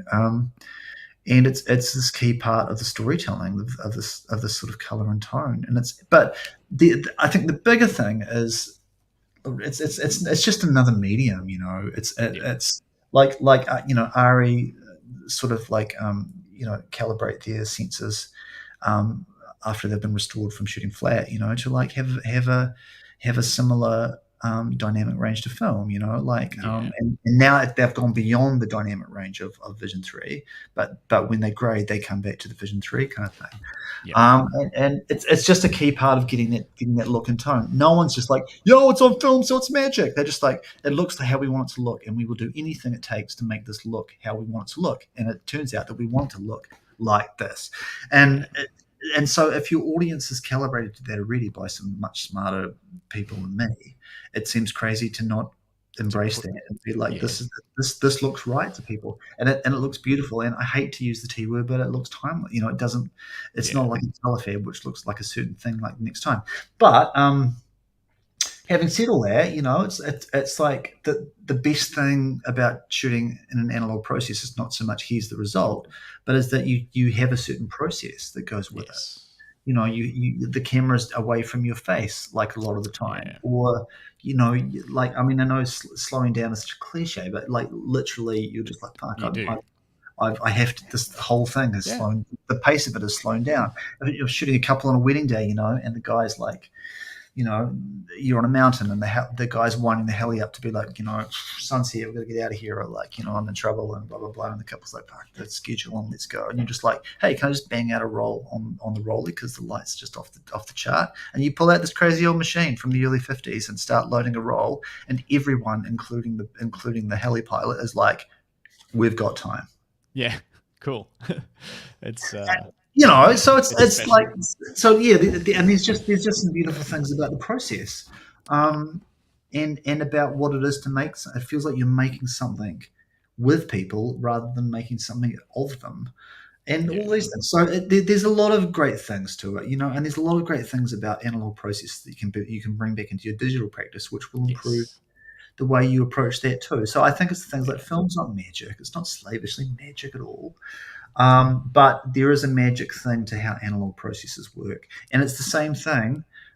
You can find it all the way through in so many different analog things, handmade artisan things versus machine-made corporate things and all this sort of stuff. And it's not that they're magic, but they just have a very different process, which puts you in a different headspace. Why not? Yeah. Do you edit your digital files to try and match a particular film stock? I would say that we are that both Soph and I are calibrated to wanting a Portra 400 / Tri-X look. And that's just kind of like, that's the look. Whether we would be comparing it alongside or just editing a thing without looking at anything else, that's just kind of what we're calibrated to. That's the stuff that we look at all the time and how we work. So we're just aiming towards it anyway. And it is really nice to be shooting film all the time, to just kind of go, oh yeah, I still love that look. That's kind of that's great. I love it. I dig it. That's what we're chasing. So hopefully, I mean, we, like in some of our little brag books, our little promo books that we hand out, there's a mix of film and digi stuff in there. And I love looking through those and being like, can't tell the difference. Perfect. Yeah. That's which awesome. is just sort of what you're after, And then when you're telling people, oh, that's film, that's not film, they're just like, I mean, just all looks great. I don't care how you made it. It's literally, for some people, it's like going through and saying, that's Canon, it's a Canon file, it's Fujifilm, it's whatever. And they're just like, dude, no one cares. It's a wonderful photograph. I love it. So cool. Yeah, man, what a conversation. Good times. I mean, I think one of the great things about shooting analog stuff is, like we were saying before, like if you're shooting a Fuji system, or you're shooting a Sony system or a Canon system, it's very easy to have your world trapped inside that system, right? So you shoot everyone shoots the same body in that system, and they shoot the same 3 lenses or whatever, and the color temperature and the way those lenses see light and the way that sensor captures light is the same across. And even if your post is quite different, there is a certain sameness to it, which is just like. And it's very easy if you're inside a certain system to just think this is how the world looks through the system. You jump on a weird old analog camera, like for example, like the rolling lenses, like the Schneiders that are on the machines that I use are like, they've got 2 coatings on them, like 3 elements and fucking 2 coatings. Like they're flary as fuck. There's no contrast, and you can only shoot them like with the sun at your back, like direct light, sun at your back. Otherwise, it's kind of just like you've got to push the film to get any contrast in it, right? But that's what's great about it. Is in harsh light, they're amazing. They see like a human eye. They're beautiful, but they're not very sort of flexible. And so if you come from like living in this Canon system where the lenses have so many coatings, you can just point them straight at the sun and it's fine. Literally. Suddenly you're just like, whoa, I'm just living a new life. This is fantastic. It's a new way of seeing. The Fuji has got like that. What's it called? What's the name of the coating? EBC something stands for something coating. I don't know. And at the time when it came out, it was this revolutionary coating that meant you could shoot backlit and everything. And it's beautiful. It's but it loves more light. It loves say portrait 800 shot is 400, and it really wakes up and it's quite wonderful. And it has glorious color, and that lens on black and white, especially like Ilford Ortho, which is the great undiscovered black and white film stock, is insane. You can't get that look any other way. You really can't. I would say that for people who are big Leica fans, that if you shoot on a Portrait 400 or Tri-X through like that classic EF 51.2, one of the greatest things that they've ever made, it looks indistinguishable from a Summicron 50. Really? They're going for very reasonable prices now. Very you'll get one for like $1,200, Yep. or less, $1,000, and they are a piece of lens making history. Keep that. You need something to put it on. I shoot it on 1V, but that's something else, that lens. It's a much bigger package than a Summicron, and it has to go on a much bigger camera, and so it's not a Leica M, and it's not a beautiful little tiny, and it's not a rangefinder. It's all these things. And it's different because it's on an SLR, a DSLR, an SLR. It's got to shoot across the gap. So it's not like a rangefinder where it's right up against the film plane. But I know that, yes. But it looks the same. It does. I've got enough friends who shoot Leica shit to put those film scans and prints from those things alongside each other and just be like, whoa, what? And Canon, they got that. I mean, obviously that's what they were chasing in the EF series. They were chasing the Summicron look, and that's why that first, if you want to geek out. I mean, I love that we're talking about EF lenses as legacy lenses now, because they were just workhorses for Leica. When everyone changed over to the the L35 1.42, because it would focus and it was sharp, because Sigma with the art lenses had changed the game about being, the lenses should be sharp, and Canon's like, what do you mean sharp? What's this word? Okay, we'll make a sharp one then. And people just abandoned their 35 1.4s, which was one of the most character-filled lenses, that very much like a Summicron 35 too, and no one really saw the Summicron-ness of it when you're shooting it on a shitty Canon sensor. But suddenly you shoot it onto film and you're like, looks the same.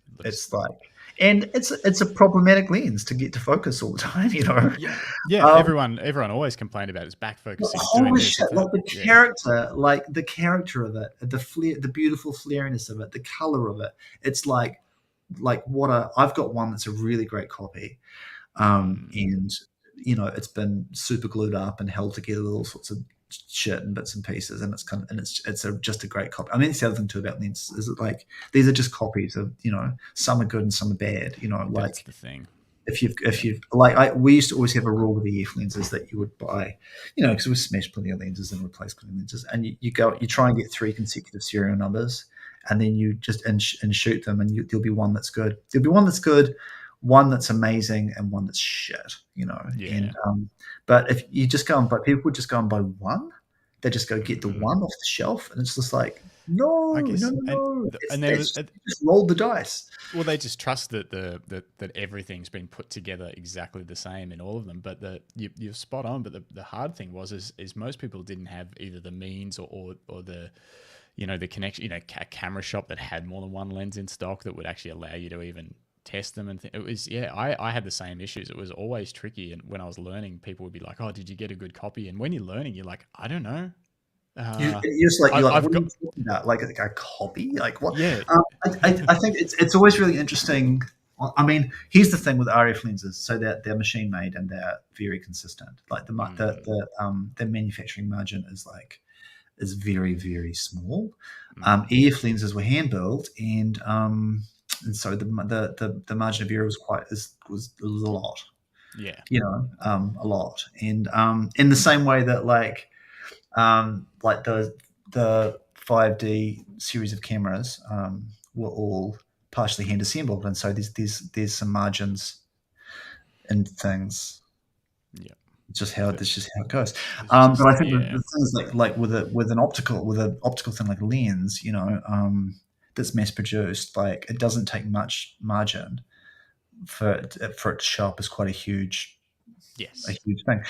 Go to like it used to be great fun. You have a workshop or you'd be attending a workshop or whatever, and you'd talk about this before.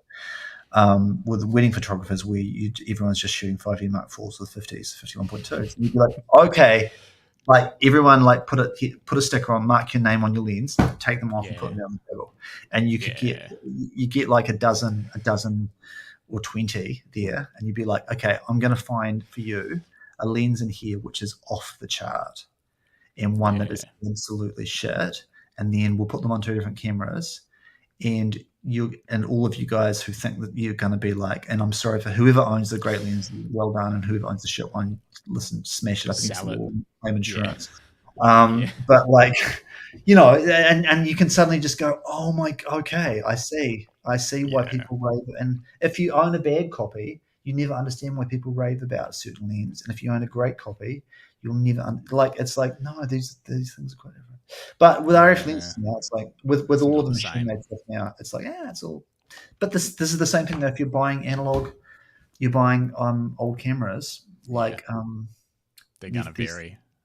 Yeah, there is a pretty massive variation, although some manufacturers incredibly consistent. Like holy shit.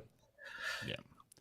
Hey, speaking of workshops, are you doing anything with that now? So we've got a workshop called Story and Light that we've done on a volcano, and the last one was pre-COVID, and then we tried to get a couple up through COVID, and every time it'd just be like, oh, this is soul-crushing. This is like mental, and it's just kind of going to create a whole bunch of pain for everyone. So we kind of didn't. But I think we were thinking about going again.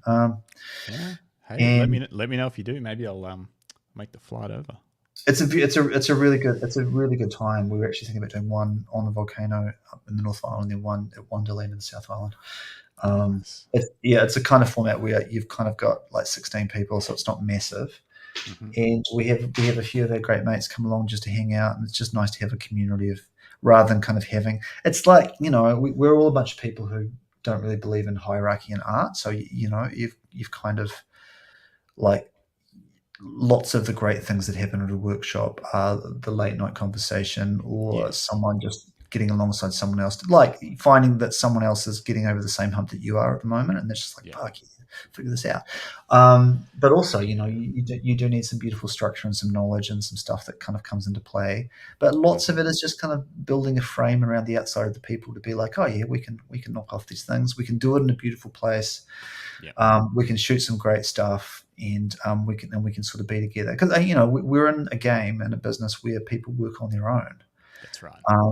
And sometimes you just need to be together, and sometimes you need to get over the hump, and we can do these things together, and it's quite beautiful. And you might as well do them in a wild place. That the last one on the volcano, holy fuck, we got blizzarded in a whiteout and trapped in this lodge, and had to like get everyone down off a mountain like in a break in this insane snowstorm, and then we ended up camping out at like this very strange motel in the middle of nowhere. It's brilliant. That's like, it's like a perfect disaster that makes it the best story ever.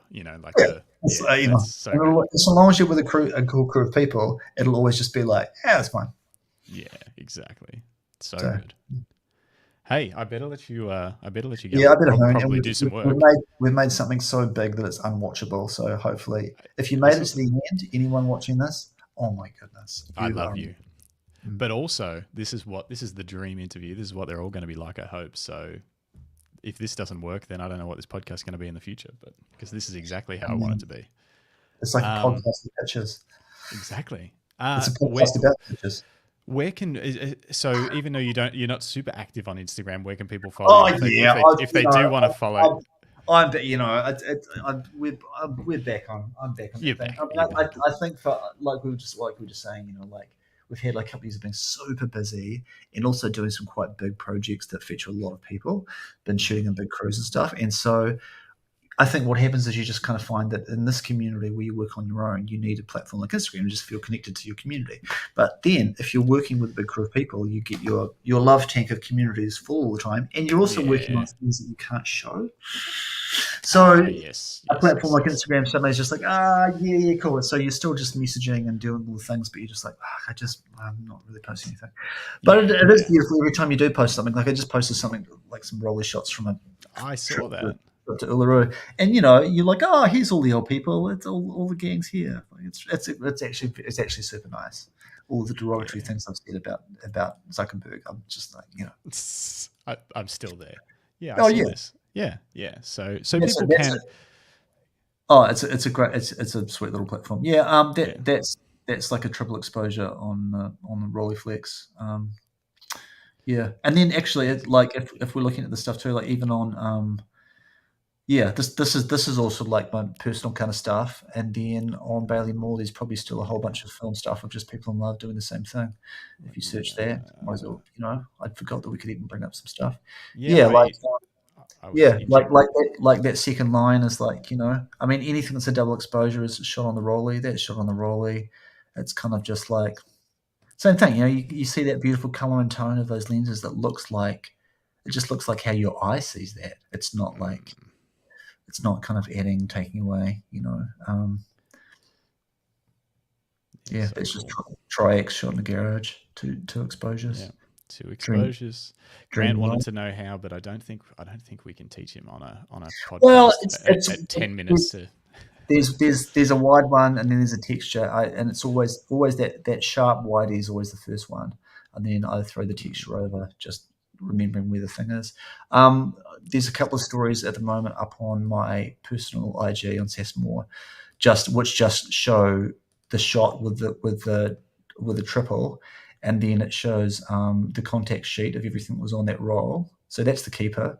Then the next story is that's the contact sheet with the keeper outlined, and then the process was just like trying to find a safety, and then trying to get the triple, and then throwing a few other things in once I felt like I had some good options, or while the light was fading and there's only 5 minutes of like sunset light coming through a notch in this little spot, and I wanted to bang through two rolls. Wow. Yeah, so that's kind of like the safety, which is like cool. I want to make something based on that. I've got a good one. I'm okay. Yeah. And that's kind of the process. Like, 2 rolls in the last 5 minutes of light. Love it. yeah, boom, Love smash it. it out. Yeah. So But cool. it's you see that color and tone, and you're just like, oh, yeah. That's why it's worth kind of messing around with old cameras and analog processors. It's just that's what I want our digital work to look like, and which I hope it does look like, you know. Yeah. But it's just always great, just going like, oh, and once again, you're not looking at that going like, whoa, I love the production values. You just straight to the story. You don't see. I don't care what it's shot. It doesn't matter what it's shot on. It's just I Yeah. want it to look like that. Yeah, So yeah. exactly. Beautiful. Well, Hey, great to chat. thank Great to you. see you again. Yeah, good to see you. I'm Thank you so for glad making you wonderful, emailed me. wonderful straps. Oh, yeah, I'm making some wonderful straps for you Thank you ASAP. so much. There actually aren't many wonderful straps in the world, which is amazing because there's a lot of leather and there's a lot of cameras. So I'm We always just need to amazed. connect them together. Yeah, I'm always amazed that I'm like, how are people getting this wrong? But you're getting it I don't right. know. So Thank you. That means a lot. I'm going to wrap this up, but stay on the thing for just 1 second. sure thing. All right. Goodbye, everybody.